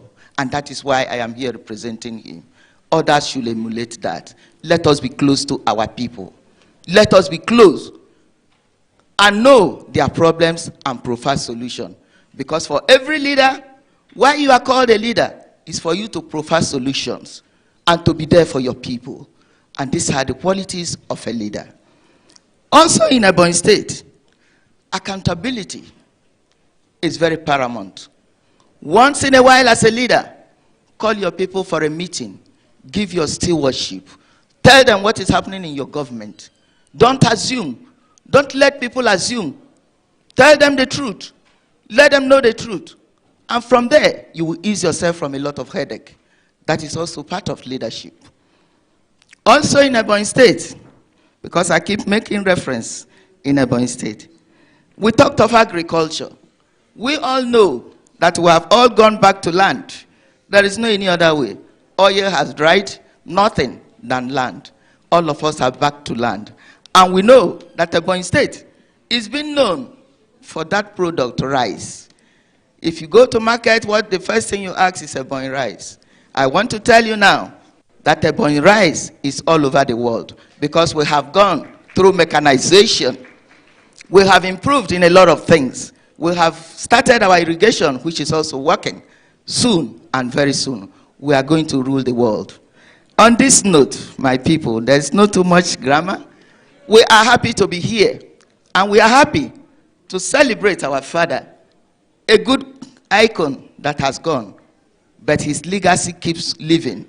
I want to appreciate everybody all the way from Ebonyi State, and on behalf of my boss, we say, collectively, if we can work with one mind, collectively, if we can have one focus, there is nothing we cannot get in Southeast. We have it all here. It's just for us to harness all the potentials, the intelligence, and everything we have. And by the time you know it, Southeast will rule the world. I appreciate you all, and God bless you.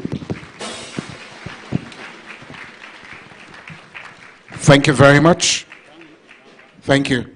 May I, at this juncture, call for a resounding applause for her one more time, speaking on behalf of the Executive Governor of Ebonyi State, Honorable Francis Mwefero.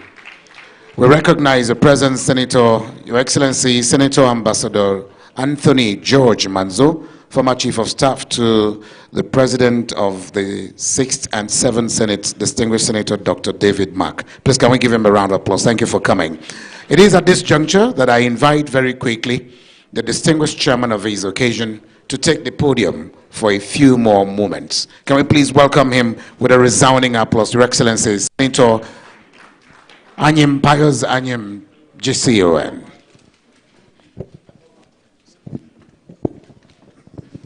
Your Excellencies, distinguished ladies and gentlemen, you can agree with me that this lecture series need be restructured. And I have carefully watched most of the speakers struggle in 3 different aspects of Dr. Okpara: leadership, agriculture, industrialization, each of which can engage us for the whole day.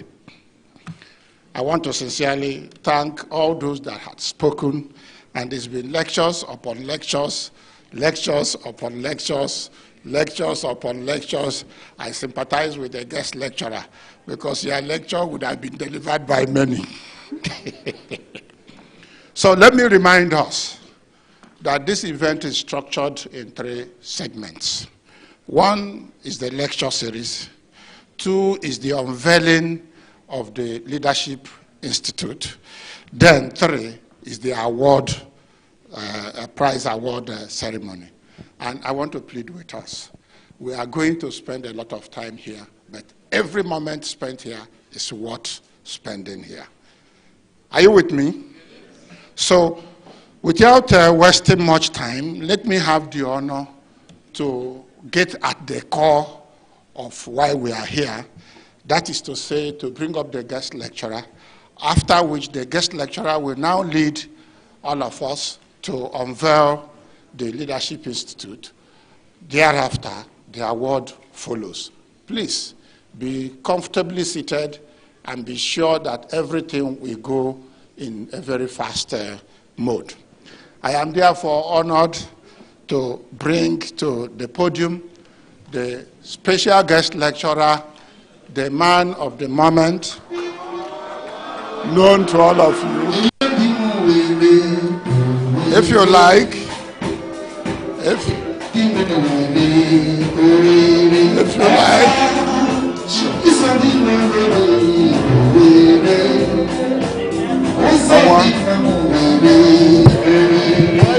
yeah, you use that.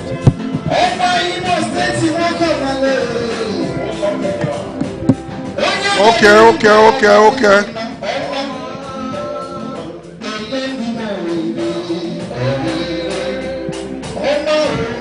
Please. Let me also, don't be too much in a hurry.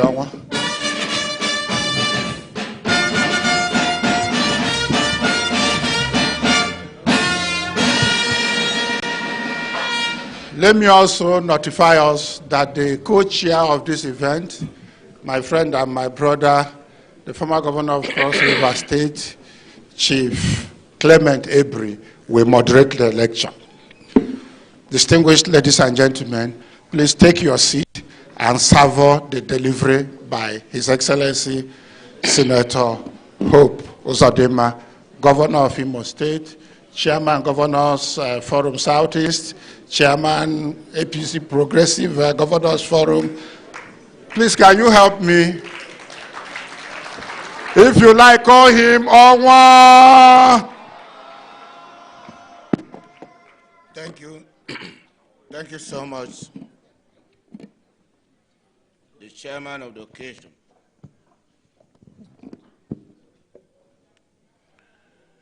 Your Excellency, the Governor of Cross River State, my dear brother, distinguished Senator Bassi Otu, the chairman of today's occasion, His Excellency, distinguished Senator Pius Anyim Pius, and former Secretary to the Government of the Federation, Federal Republic of Nigeria. Your Excellency, Princess Patricia Ubila, ably representing my dear brother, the Governor of Ebonyi State, Right Honorable Francis Mwifuru. Our leader and great philanthropist, Prince Ato Ezenuko, Chief Uzodimma Okpara, the chairman of Dr. Michael Okpara Foundation, distinguished senators here present, using my own senator, Senator Osita Izunaso, as a direct point of contact to enter the National Assembly complex to acknowledge the presence of other senators and members of the House of Representatives. The Deputy Chairman, South, of the largest party in Black and White Africa, the All Progressive Congress, the Vice Chairman of the Southeast Chapter, members and leaders of our great party, the All Progressive Congress. Honorable Minister of Science and Technology and Innovation, Chief Uche Nnaji, and through him, other ministers, both serving and non-serving, in our midst. Your Royal Highness, Eze Cletus Ilomaya, the Chairman, Imo Council of Elders, and the Secretary to the Government of my state, Imo, and through him, other Secretary to Governments of all the 9 states and other states in attendance here. The Right Honorable Speaker of Imo State House of Assembly, whom I'm very loyal to, Honorable Chike Olembe, and other members of Imo State House of Assembly in our midst here this afternoon. Former and serving public officers here present, representatives of other governors of the Southeast, my dear brother, the Governor of Abia State, my dear brother, the Governor of Enugu State, the Governor of Anambra State. I want to acknowledge the presence of the Director General of Southeast Governors Forum, distinguished Senator Uche Ekwunife Iyom, heads of religious organizations, traditional leaders, women organizations that are here, members of the board of Dr. Michael Okpara Foundation, not forgetting Ambassador K. Emuche, the Secretary General of Ohaneze Ndigbo Worldwide, and other members and leaders of Ohaneze in our midst. Captains of industries, distinguished invited guests, gentlemen of the press, ladies and gentlemen. I want to, before we go into this lecture, which is now, I don't know whether it's lecture number 3 or number 4, having regards to the number of lectures we've received here this afternoon, humbly in honor of the great hero we are celebrating today, acknowledge the death of one of his great followers that recently happened, the immediate Chairman or President General of Ohaneze Ndigbo, Chief Engineer Emmanuel Iwanyang, and invite all of us to stand for a 1-minute silence in honor of this great son of ours.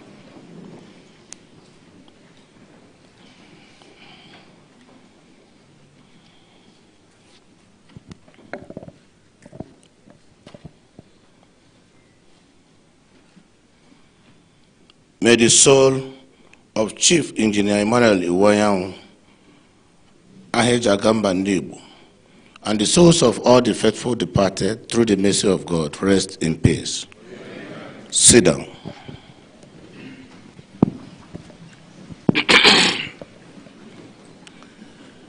I am most delighted to stand before you this afternoon, you, the esteemed audience, to speak on a topic that resonates with the very essence of public service, which is service above self, lessons from the leadership philosophy of Dr. Michael Okpara. As we gather here, we find ourselves at a crucial juncture in our nation's history. The challenges we face today, from economic hardships to social unrest, echo the trials of the past. Yet, in the inspiring legacy of leaders like Dr. Michael Okpara, we find a beacon of hope and a roadmap for progress. Dr. Okpara's tenure as Premier of Eastern Nigeria from 1959 to 1966 was marked by visionary leadership, unwavering integrity, and a deep commitment to the welfare of his people.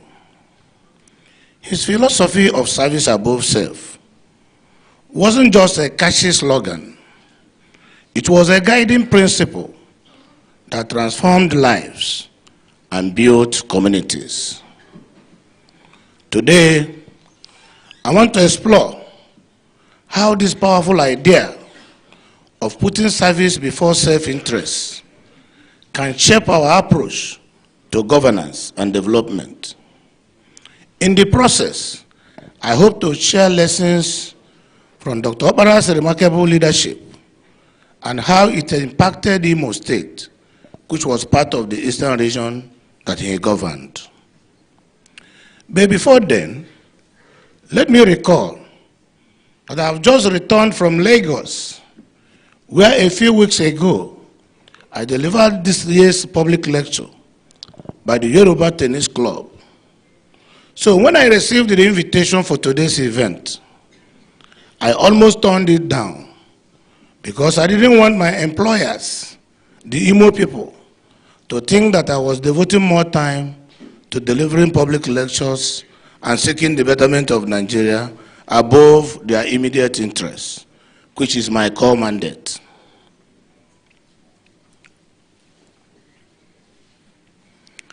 But I reckon that if I had decided to turn down this invitation for any reason, some of my brothers and sisters might see me as Okammanama. They would conveniently have forgotten that it was not long ago that I delivered the 52nd convocation lecture of our own University of Nigeria in Nsukka. So I had to be here. I also believe that the good people of Imo State fully understand and that I will never check my duties, and that today is a day set aside to celebrate one of the greatest leaders of our time from the Southeast, our beloved and charismatic SY leader, popularly known as M.I. Power. Let me, at this point, express my deepest appreciation to the Michael Okpara Foundation and Verbatim Media Group for not only finding me worthy of the award, but also for the honor of delivering this lecture. Your invitation letter stated, Your Excellency, we are proud of your achievements. Your vision and programs for good governance and development in Imo State are in sync with the impactful spirit and development ideas of Dr. Okpara. I do not know if you were clothing me in a borrowed robes or just wanted me to play Elijah, clenching to the ropes of his master Elijah, to have that power transferred to him. However, I'm immensely very grateful to you for thinking highly of me. Yet, that will not make me forget that we are having a conversation about Dr. Michael Okpara, whose shoes remain big for most of us. Almost 60 years since he left the political stage, we are talking of a man whose political philosophy, encapsulated in pragmatic socialism, appeared so simple, yet so deep. We are talking of a fearless politician who knew no boundaries, a man who believed so much in inclusivity as a weapon of conquest, and of course a man whose fables regaled us as young adults and fired our zeal as leaders. Although he operated in a different space and circumstance, his ideals remain as fresh and relevant as they were 60 years ago. Yes, we can strive to follow in his footsteps. Yet, attempting a comparison will be presumptuous or even impudent. Now, it's instructive that while the event organizers asked me to speak on the topic, Service Above Self, Lessons from the Leadership Philosophy of Dr. Michael Okpara, they also graciously permitted me to use that same opportunity to share my experience in leadership and governance. As we are aware, tons of literature have been written about this legend and his legendary services to the people of the then Eastern region, comprising the current 9 states of Abia, Anambra, Ebonyi, Enugu, Imo, Bayelsa, Rivers, Cross River, and Akwa Ibom State. Some of us have been privileged to read this literature, which includes several books. One of the most fascinating of them all, in my opinion, is the one written by the veteran public relations guru, Mazi Kano Ofonri.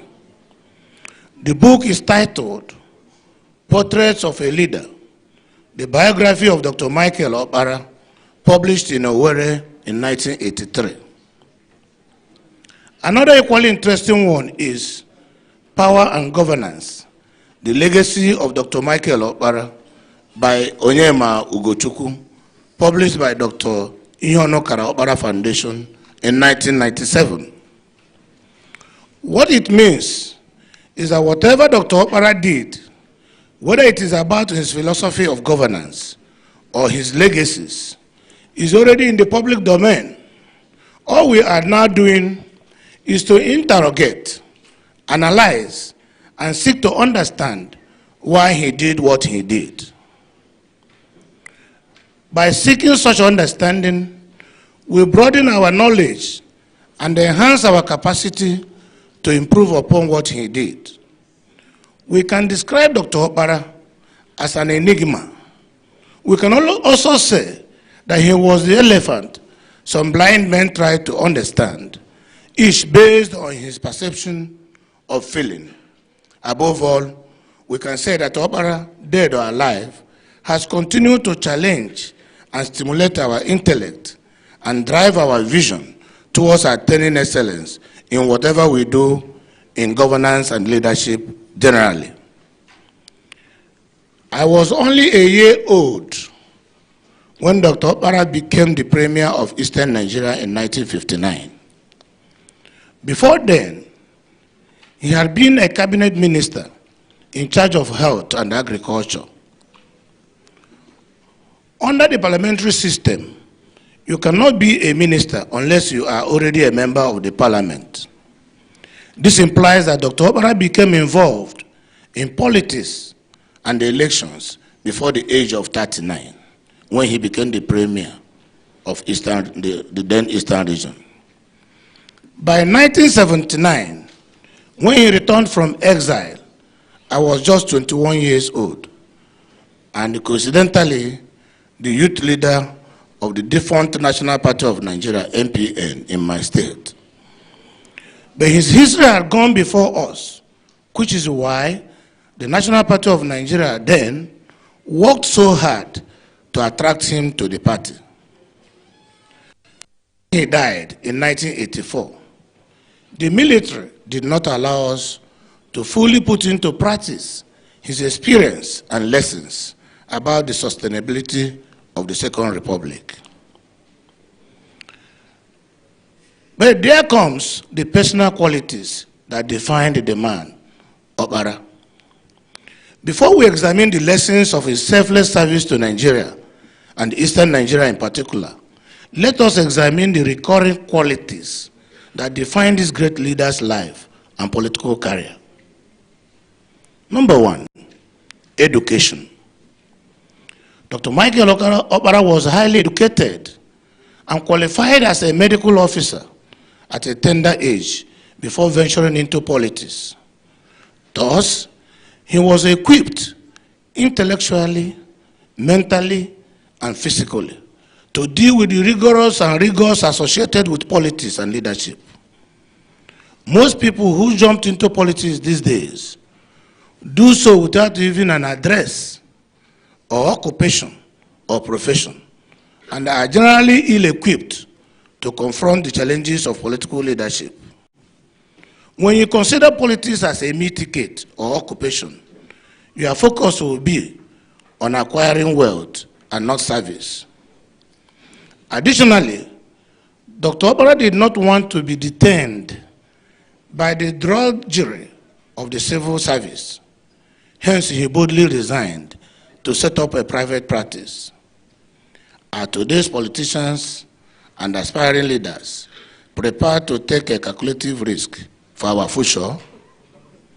In my opinion, any man who is not prepared to take a risk cannot become a successful leader. Number 2, loyalty. Dr. Okpara was loyal to his leader, Dr. Nnamdi Azikiwe. When there was a revolt against the leadership of Azikiwe, he was among the few who stood by him, because Okpara believed that betrayal was and still is a mortal sin in politics. None of those who betrayed the great Zik at that crucial moment became a premier. Okpara, through his loyalty, became not just the premier, but also the leader of NCNC. That is the stuff that leadership is made of. Most of our politicians today are not patient enough to learn that the art of loyalty is very necessary for a successful political career. Some are driven by the inordinate quest for money and position, to the extent that betraying their principles means absolutely nothing again. Number 3, experience. Before he became a premier, as we all know, he was a cabinet minister. He learned the ropes from his masters. He understudied those before him and served diligently in lesser capacities. Unsurprisingly, when he was entrusted with the ultimate prize of leadership, Dr. Okpara excelled beyond the imagination of many.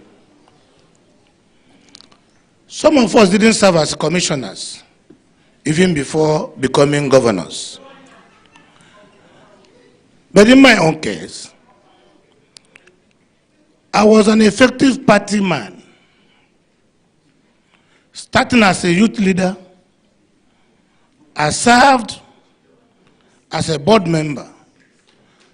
Let me pause for Mama Peace of Africa to sit down.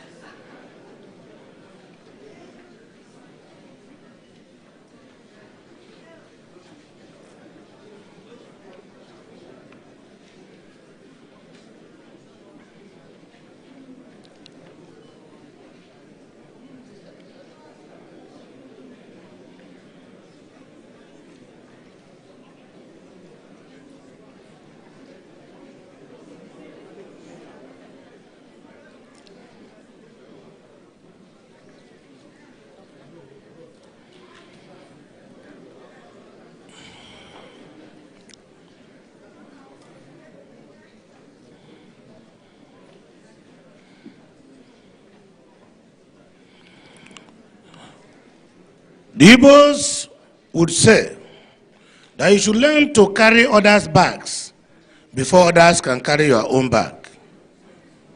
Do we follow this doctrine of tutelage as exemplified by the life of Dr. Okpara? Number 4, character. In most dictionaries, character is defined as a distinguishing feature of a man's life.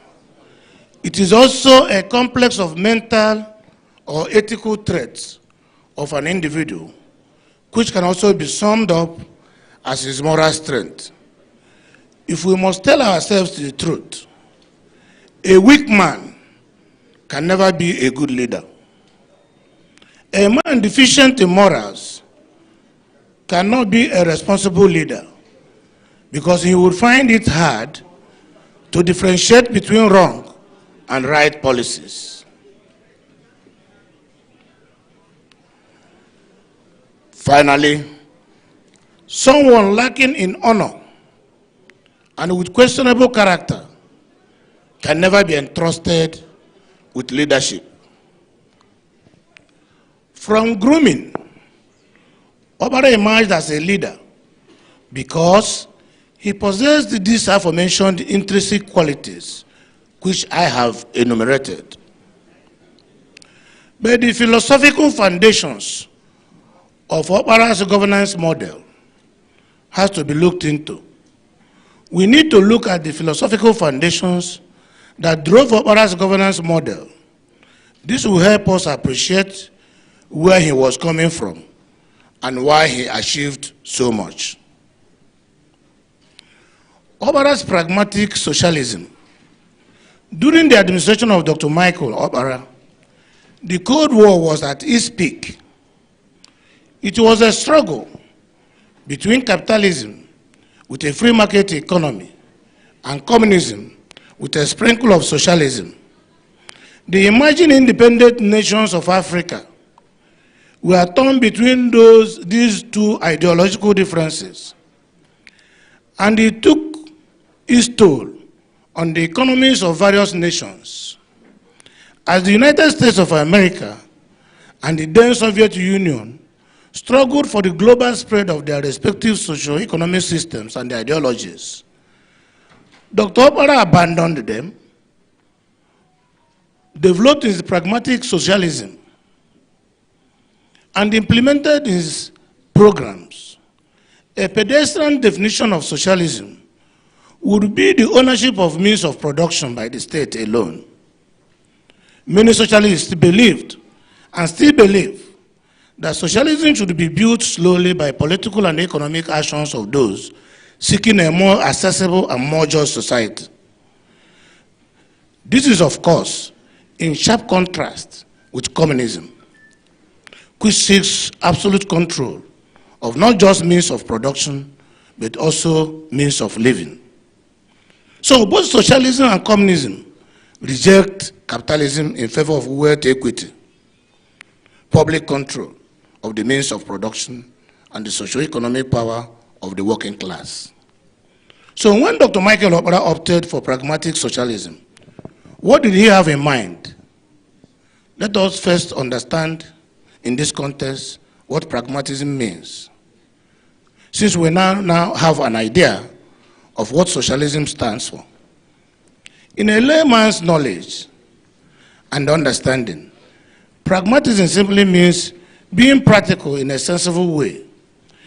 In other words, it means dealing with issues or challenges sensibly and realistically in practical rather than theoretical considerations. If we accept that, it means that Dr. Okpara in his governance model was enamored by socialism only for as far as it was applied pragmatically to achieve the results he intended. In retrospect, I believe that this model drove his industrial and agricultural revolution for the 6 years that he was in office as the Premier of Eastern Nigeria. In describing those years, a writer posited, under Dr. Okpara, Eastern Nigeria witnessed phenomenal developmental strides in all facets of life: education, industry, agriculture, and infrastructure.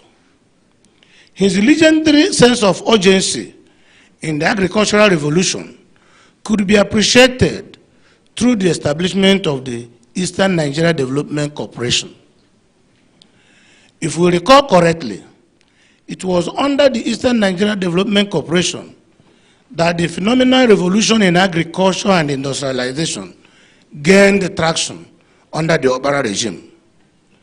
It was not a happenstance. It was a carefully planned initiative that was clinically executed with outstanding results.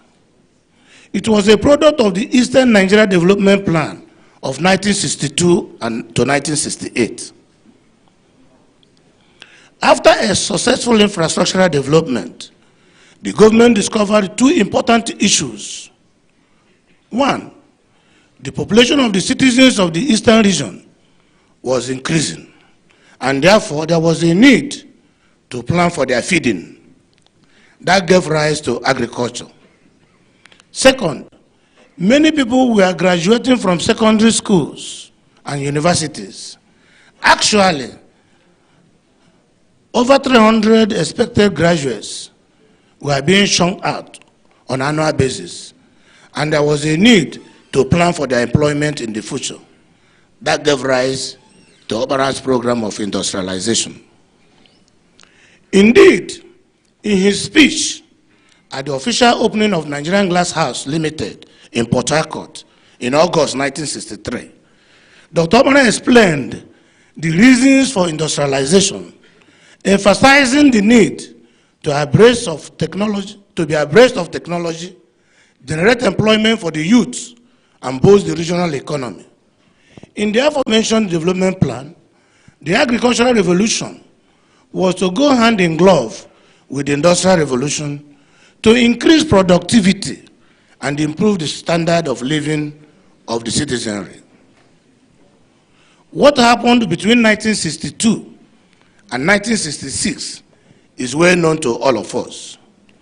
Port Harcourt became the region's industrial hub. Many industries were built, including the prestigious presidential hotels, both in Enugu and in Port Harcourt. We know about the farm settlements and their usefulness.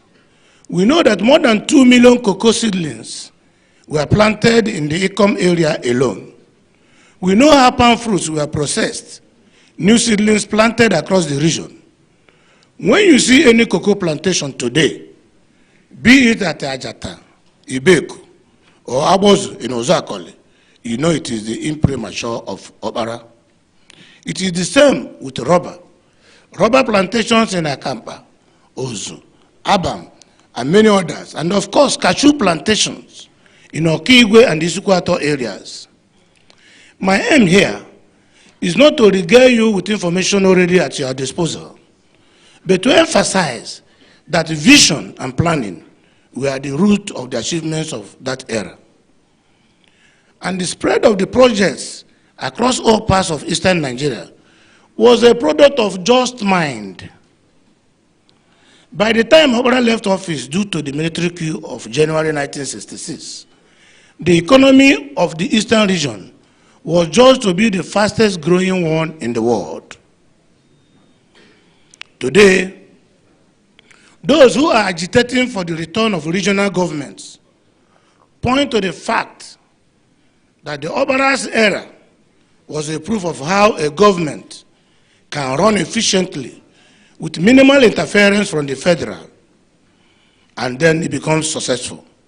Scholars have continued to also refer to that era as one that should signal the renaissance of purposeful leadership when there is a political will to do so. That, of course, tells us a lot about the leadership trajectory of this great leader, Dr. M.I. Okpara. While agriculture and industrialization were Okpara's signature projects, they were not only his core achievements. As a medical officer, he couldn't have left the health sector unattended.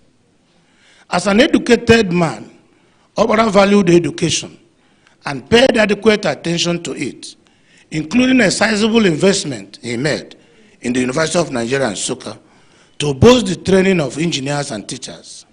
However, his focus on agriculture and industrialization was in line with his pragmatic socialism aimed at controlling the means of production. His scholarship award and the building of basic infrastructure, including health facilities aligned with his socialist inclination. After all, he was a member of the Zikist movement. It could therefore be said that he successfully passed through those philosophical orientations and triumphed, thus leaving unprecedented legacies in the region.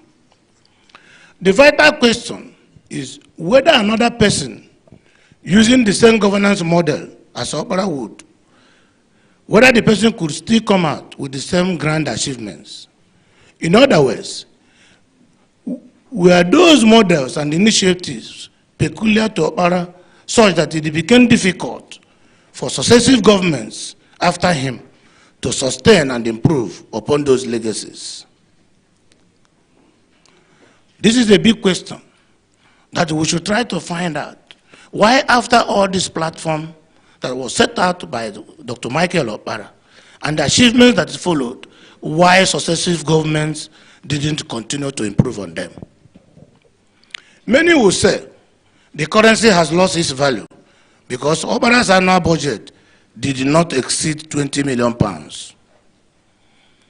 There are thousands of excuses, some genuine, others spurious, why the momentum of the Okpara era could not be sustained. But suffice it to say that Dr. Michael Okpara was in his class. Yes, when we examine the achievements of his contemporaries in other regions, we can see that they too made their modest efforts in development. However, the Eastern region was described as the fastest growing economy in the world.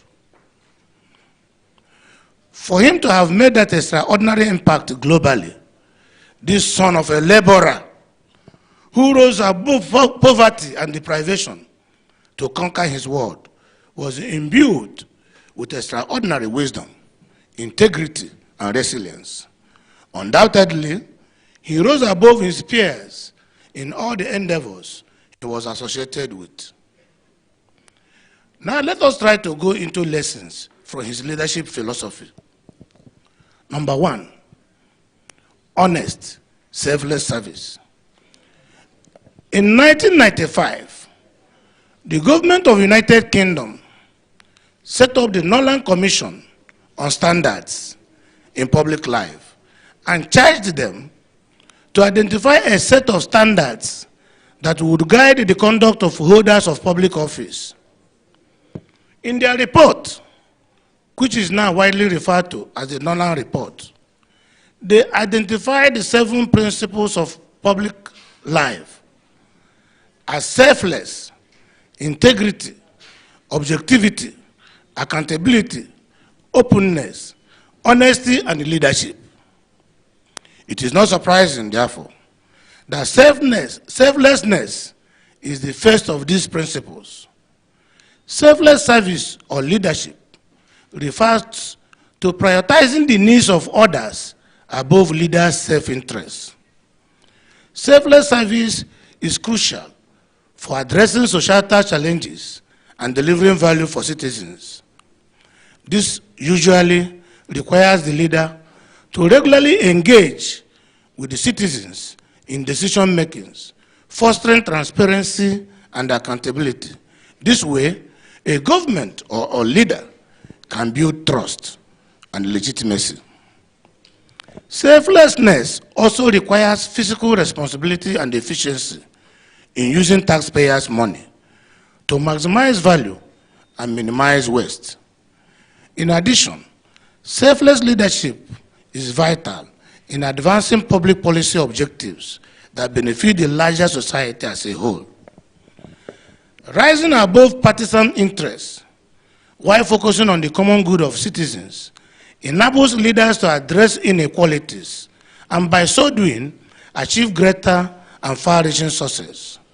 From the foregoing, one can argue that selflessness was pivotal to the success story of the man we are talking about today. Despite being a premier for 6 years, Dr. Michael Okpara could not build a house for himself. The story had it that his friends hurriedly built a house for him so he could have a shelter when he returned from exile. There is no greater lesson than this as far as selfless service is concerned. This puts Mike Okpara in the same league as Mahatma Gandhi in India. He was a flamboyant politician, no doubt, but he was not reckless. He had unlimited access to public funds, but restrained himself from stealing. He always placed the common interest above personal gains. Like the leaders of today, he must have been tempted by contractors who handled road projects, housing projects, industrial projects, and many more, yet he remained true to himself. His rendering of honest and dedicated service without soiling his hands in corruption is an enduring lesson that those of us currently in public office should emulate. Public office holders should live within their legitimate means. I stand here to tell you that no public servant who lives within his statutory income will ever be hungry in life. However, temptations, pressures from different quarters, lack of discipline, and inordinate quest for wealth are responsible for the unbridled corruption prevalent in our society today. Number 2, integrity.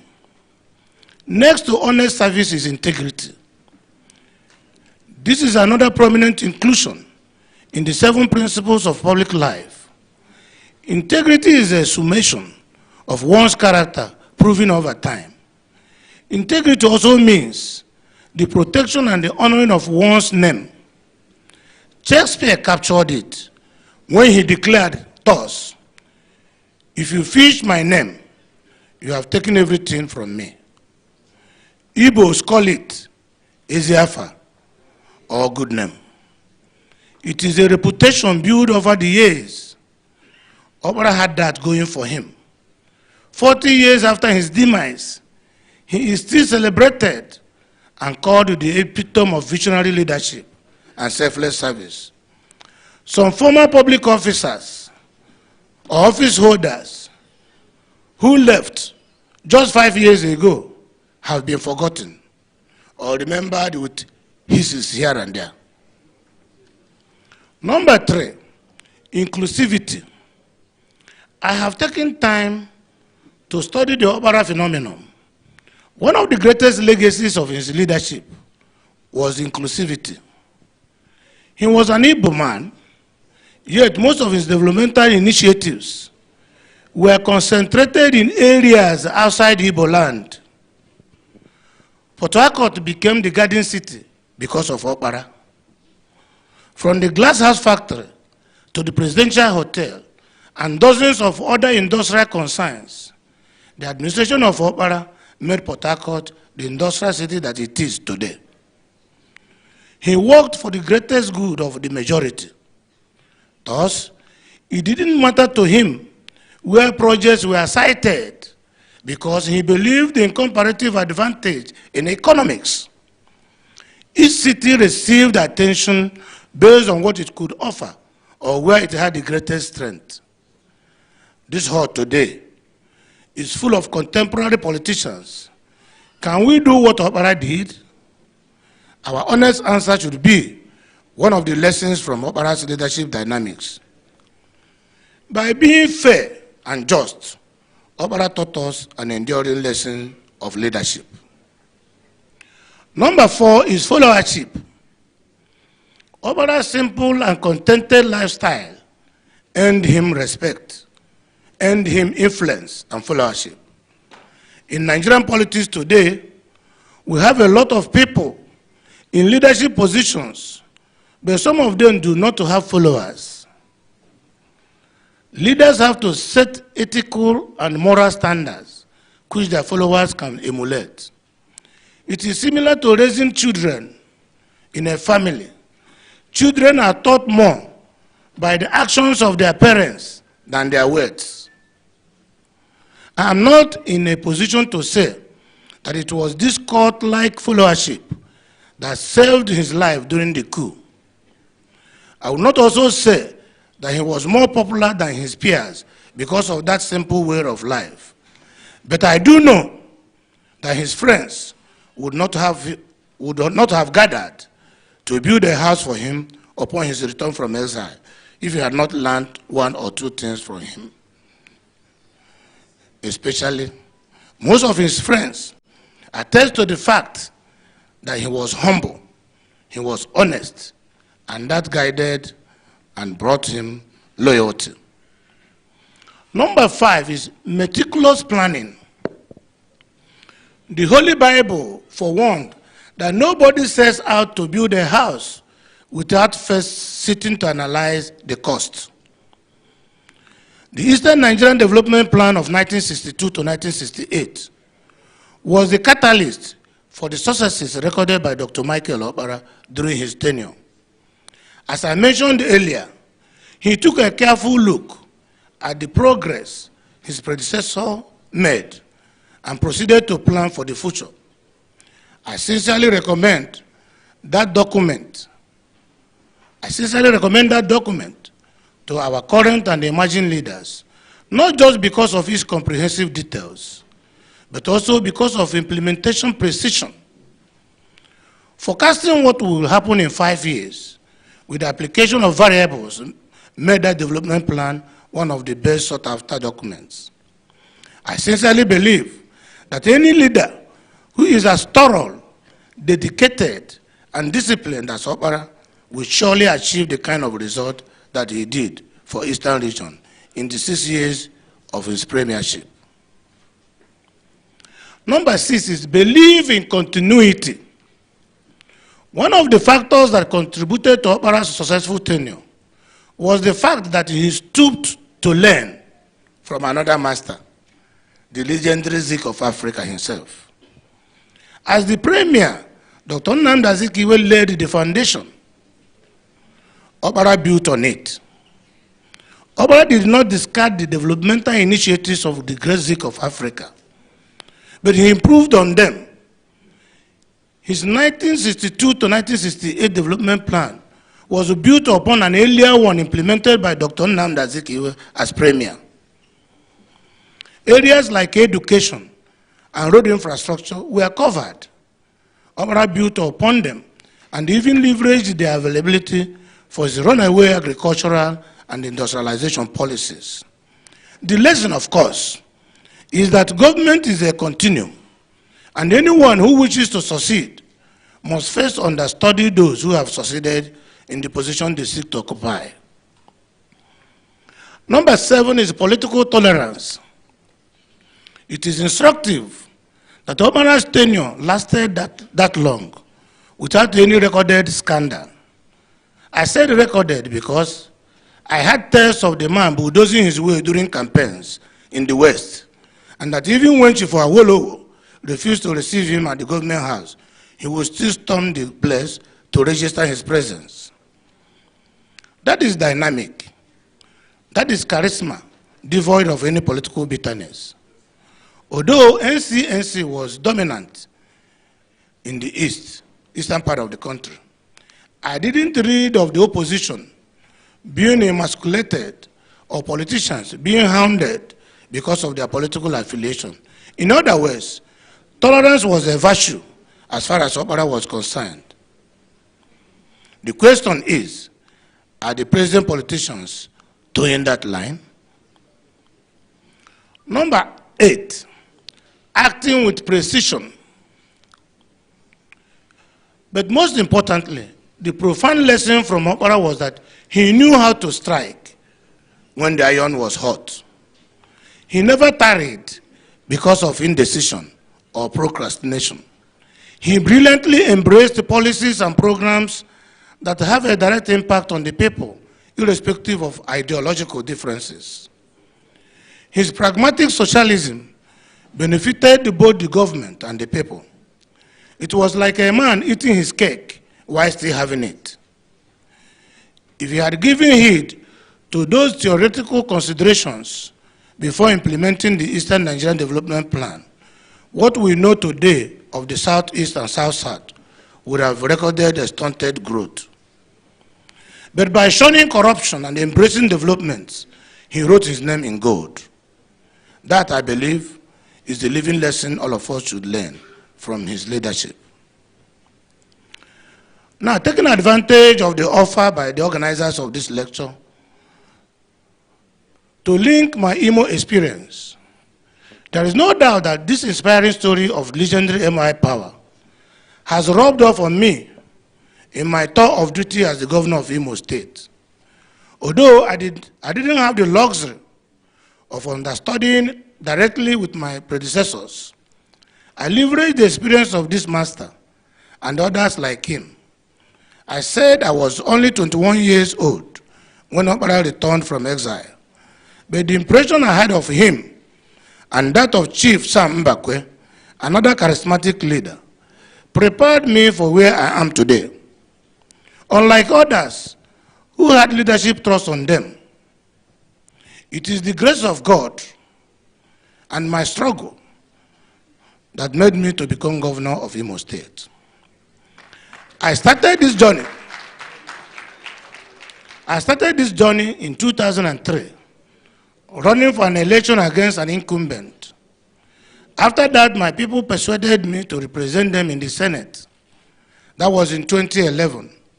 I served for 8 years in the Senate. After that, there was another invitation, this time from Imo people, asking me to contest for the governorship election for the collective interest of Imo people. I also responded. The election was held and I won convincingly.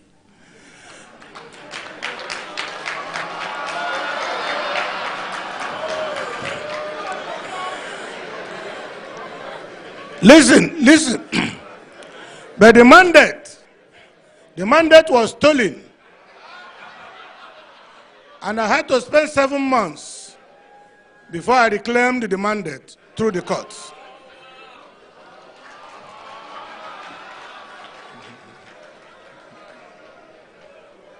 Thereafter, I hit the ground running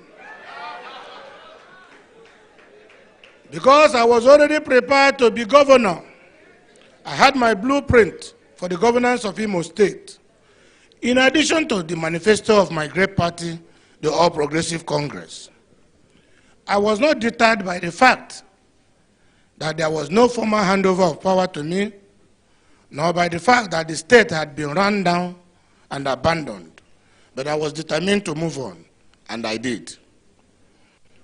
Under my prosperity agenda, encapsulated in reconstruction, rehabilitation, and recovery, I moved fast to get Imo working again. Starting from the civil service, which is the engine of government, to road construction and reconstruction, my administration was able to restore and recover the years the locusts had eaten. Today, we can boast of having the most efficient and automated civil service east of the Niger. This is our pride. They are well motivated, the civil service is working, salaries paid regularly and as at when due, pensions and gratuities being given the attention it deserves. That gave me an idea of how to tackle other needs of the people. The Owerri capital city was without public water when I emerged as the governor of Imo State for 15 years. I restored that and it started working. Adapam Nigerian Limited, an agricultural legacy of Dr. Michael Okpara, was in ruins. I got it working again.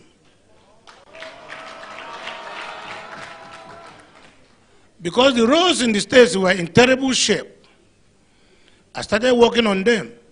As of November 2023, I had delivered on more than 100 roads, including the signature projects of the Olu-Owerri Road, dualized, the Owerri-Okigwe Road, and the Owerri-Umuahia Road.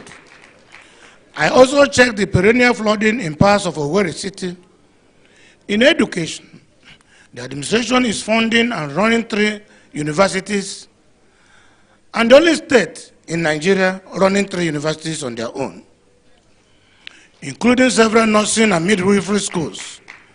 We have also embarked on the rehabilitation of all primary and secondary schools in the state. The Imo State University Teaching Hospital, Olo, which was hitherto barred from producing medical doctors because of the inadequacy of facilities and the withdrawal of the accreditation, is now up and running. For the past 3 years, it has been churning out medical doctors. We have 3 brand new hospitals built and equipped to world class, and as well as getting others fully rehabilitated. As usual, our students maintain their premier positions in external examinations because the schools are once more working and now well equipped with qualified teachers manning them. It might interest you to know that all the farm settlements established by Dr. Michael Okpara in what is now known as Imo State have all been rehabilitated and they are in operations. Millions of palm trees are being planted across the state to stimulate more interest in agriculture for sustainable development. Encouraging food security was Michael Okpara's vision. Happily, it is the focal point of President Bola Ahmed Tinubu's led administration. It is also the vision of my government. Currently, all the communities in the state are being encouraged to establish one agro-based enterprise through our One Kindred, One Business initiative, OKOBI. This will stimulate industrial growth in the rural areas, create jobs, and stimulate the state's economy. With the excellent network of roads spanning the 27 local government areas of the state, the movement of goods and services has become more accessible, thus relieving pressure on the urban centers. For our youths, we have suffered unemployment due to the global economic recession. We created a Ministry for Empowerment and Digital Economy to equip them with relevant digital and other skills for employment and self-employment. Thousands of them have been trained in various skills and provided tools and money to start up their businesses. Women also benefited from the scheme. Also, under the Skill Up Imo project, thousands of other youths have been trained in the digital economy, and the requisite packages presented to them. Currently, many of them are working abroad, while others have become employers of labor. The bottom line is that my government has been planning for the future of our youths. And just like the Great Okpara rolled out the Eastern Development Plan, I have initiated an Imo Development Plan, which will run from 2023 to 2034. Under this plan, which obviously will outlive my administration, a holistic and deliberate roadmap has been set for the economic renaissance of our state. I've already put things in motion through the dredging of the Oguta Lake to the Atlantic Ocean, which will change the economic landscape of not only Imo State, but the entire Southeast. The economic potential of this project is enormous, including an energy-free trade zone, which will leverage the abundance of hydrocarbon deposits in the area to attract investors, bat industries, and grow a robust economy. The job creation potentials of this zone is excellent indeed. During my first tenure, I embarked on rehabilitating some moribund industries and establishing new ones through a public-private partnership. Adapan Nigerian Limited, Imo Standard Shoes, the Avotopotri, and others are among the beneficiaries of this initiative. Just like the Great Okpara, I also realized that having stabilized the critical infrastructure, especially roads, and knowing that our health and the education sectors were under control and running smoothly, I decided to turn my attention to the total industrialization of the state. Realizing that this could never be feasible without a regular power supply, the government of Imo State has entered into a partnership agreement, taking out advantage of the latest alteration of our constitution, removing power from the exclusive legislative list to the concurrent legislative list. We have now, working with our technical and financial partners, created a platform to generate, transmit, and distribute electricity to the 27 local government areas of the state. The rehabilitation of the abandoned Eboma power plant, which has been recently transferred to Imo State government, is pivotal to the 24-hour power supply. And by the grace of God, this power project will be completed and commissioned in the first quarter of 2025. I must thank, at this juncture, most especially the President Bola Ahmed Tinubu, for approving that the abandoned Eboma power plant be transferred to Imo State, and now for Imo State to complete and utilize. This means that our artisans, small and medium-scale enterprises, and of course large industries will have uninterrupted power supply to power their businesses. This will certainly enhance the economy of our state and by extension, the economy of Nigeria. In anticipation of a booming business environment, Imo State government has entered into an agreement for the building of a 200-bed 5-star Marriott Hotel in Owerri and the full rehabilitation of the iconic Concord Hotel built by Samba to be managed by Hilton Group chains. That would align with Okpara's vision of setting up presidential hotels in Port Harcourt and Enugu. It will boost employment, it will enhance the state's internally generated revenue, and help our tourist industry to grow. Our comparative advantage as an oil-producing state, which is also awash with gas deposits, will come in handy in our industrialization drive. While I have given you a snippet of my experience in governance, let me inform you that when I started this quest for the position of governor, I made a vow to God to govern with his fear, through accountability and honesty. I will never know how Dr. Michael Okpara came about that he was able to emerge untainted in his political career. But I believe that remaining true to my vow will certainly help me so far. Because, as I speak, nobody can come out openly to accuse me of corruption. My close aides, and I challenge anybody, my close aides who engaged in untoward activities never knew how fast they were thrown out of government. I'm still living like in houses. As the governor of Imo State, I'm still living in houses I built before I became the governor.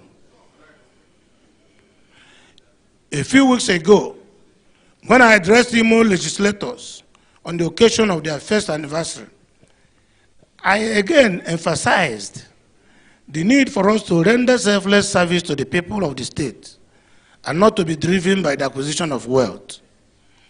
Since I'm a human being, susceptible to making mistakes, I set up what I call the Imo Stakeholders Forum and the Elders Council to interface with me regularly. I meet with the members who comprised of former governors, deputy governors, judges, first-class traditional rulers, student leaders, and market leaders. We meet periodically to render account of stewardship to them. This is a form of accountability, one of the principles of public service. These interactions give the members of the two bodies a chance to freely criticize and advise me on the policy direction of my administration. Above all, they act as a feedback mechanism between my government and the people to render gossip and fifth columnists jobless.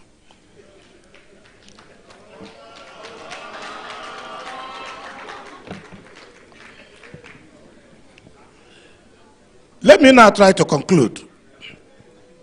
At the beginning of this lecture, I sounded a warning that there won't be any comparison between what the great Okpara did in eastern Nigeria and my modest efforts in Imo State.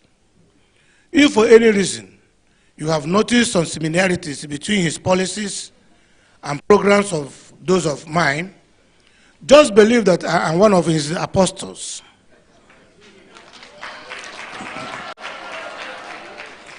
If by chance you notice that honest and accountable leadership is the bedrock of my administration, the way Okpara piloted his affairs, then know that I am a student of the legendary leader. If I have voraciously focused on the economic revival of Imo State as a catalyst to the prosperity agenda I marshaled out in my manifesto, then know that I have indeed learned a great lesson from the selfless and the sacrificial leadership of Dr. Michael Okpara, the MI power himself. What is indisputable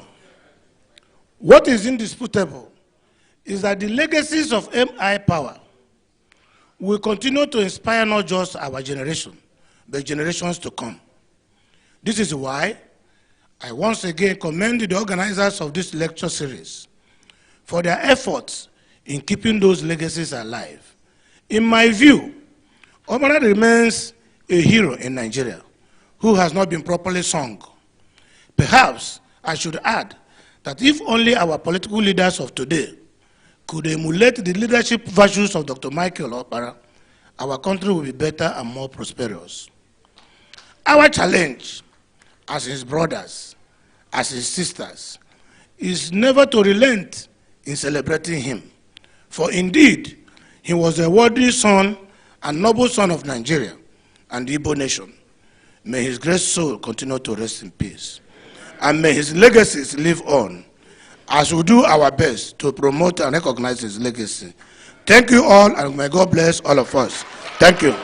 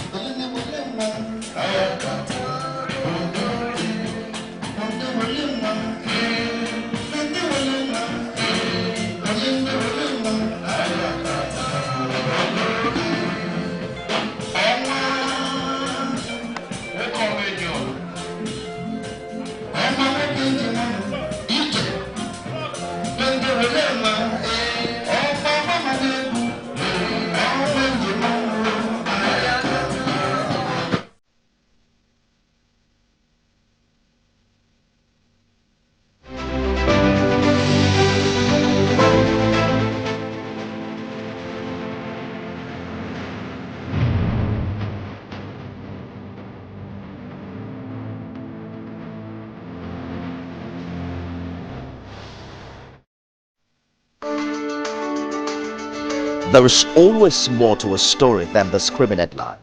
The part of a story that is not told casts a shadow. It's like the part of an object that is not reached by light. On TVC News, I'm able to explore the many angles there are to a story, talking to stakeholders, asking the difficult questions, and digging for facts. I believe the viewers are able to make a better decision if they're well informed and understand not just a part, but the complete story. TVC News, first with breaking news.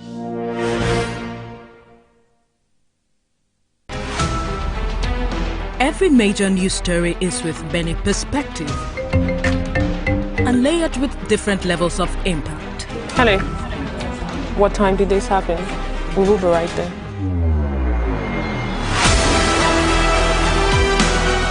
At TVC News, we follow the big and major news, gathering the facts, witnessing the outcome.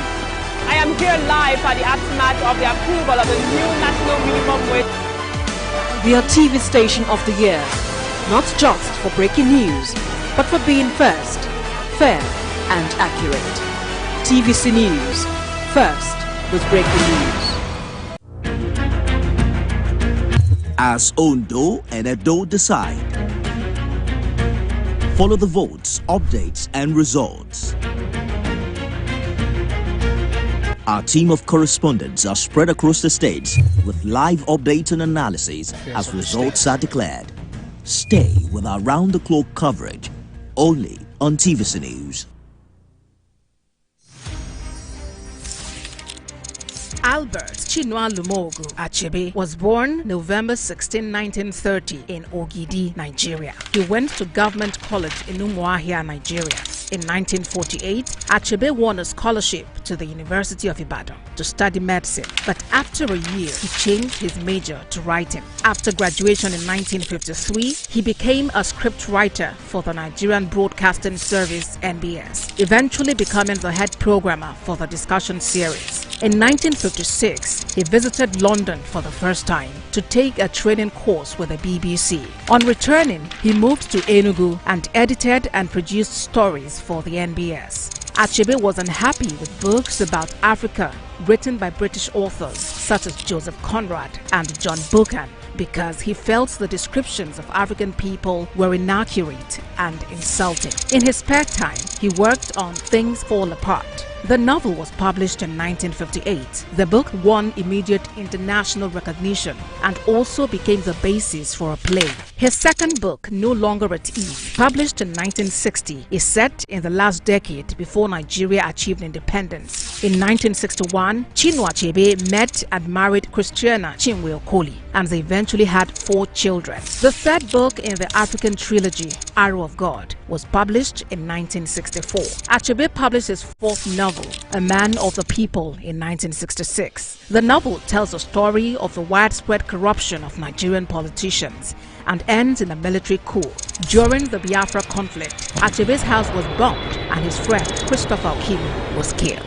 Achebe and his family went into hiding in Biafra and then fled to Britain for the duration of the war. From 1972 to 1976, Achebe held a visiting professorship in African literature at the University of Massachusetts at Amherst. After that, he returned again to teach at the University of Nigeria. He became chair of the Association of Nigerian Writers and edited Uwandi Igbo, a journal of Igbo life and culture. Although he wrote many essays and kept involved with the writing community, Achebe did not write another book until 1988's Anthills of the Savannah. In 1990, Achebe was involved in a car crash in Nigeria, which damaged his spine so badly he was paralyzed from the waist down. Bard College in New York offered him a teaching job and the facilities to make that possible, and he taught there from 1991 to 2009. In 2009, Achebe became a professor of African Studies at Brown University. In 2012, he published At TVC News, wherever the big news story is happening, we're geared up to break it. TVC News, first with breaking it. So much in of your no. People who have not done anything are saying we should put them there. My give you a chance, my trial. I want to sing this song on the request of Comrade. Comrade, now you request for this song. Comrade, now request for this song.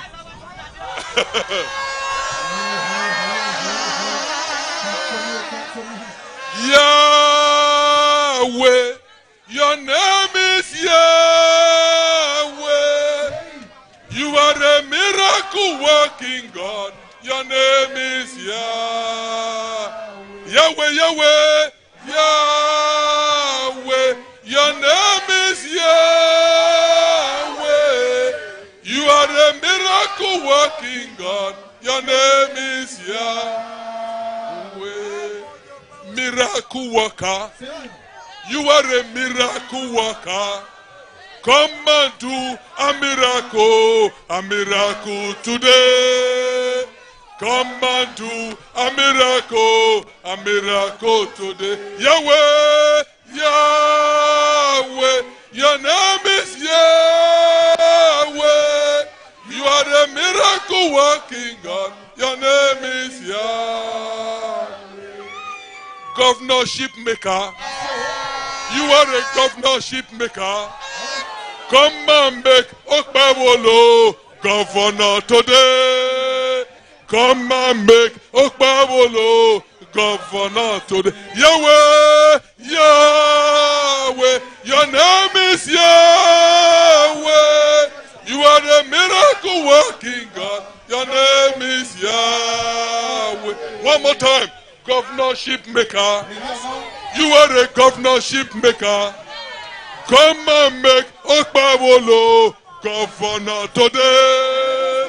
Come and make Okpara governor today. Yahweh, Yahweh, your name is Yahweh. You are the miracle working God. Your name is Yahweh. APC. Thank you, thank you. Thank you very much. Ladies and gentlemen, that was our Pastor Sage Iyamo. And one thing I found very happy is that comrades can always dance to any song, whether with beat or without beat. Comrade. Thank you. All right, ladies and gentlemen, since we are working with time and by time, I'd like at this point to please ask that we stay on the 1 minute. Before I invite the next speaker, I recognize the state youth leader, Comrade Tony Kabaka. You are highly welcome. I recognize the former senatorial candidate of our party, Valentine Aswen. Thank you. And of course, Honorable Pius Alile. Thank you very much. At this point, we'd like to call on the next speaker. Permit me to invite to the microphone Barrister Mrs. Osahon Edopolo, the Edo South woman leader. APC! APC! Senator Monday Okpara. Senator Monday Okpara. Do you follow Senator Monday? Our women who you follow Senator Monday? Our sisters who you follow Senator Monday? Okpara Ọba Tọ́pẹ́ ìtẹ̀lé wàhálà dọ́mọ̀ o ìpè wípé nìrẹ́ wa wà dọ́mọ̀ ẹ̀dọ́wọ́ ẹ̀wọ̀n mà ọwọ́ ẹ̀ ò nà mẹ́rọ̀ yìí ọwọ́ mà náà ẹ̀ ní gbé ayẹ̀rẹ̀ náà ùgà yànnì náà máa ẹ̀ ọ̀yọ́ rọ̀ sùn ẹ̀ màmá ni màá wẹ̀ gbé mọ̀ máa ń bẹ ọba sẹ́kẹ̀.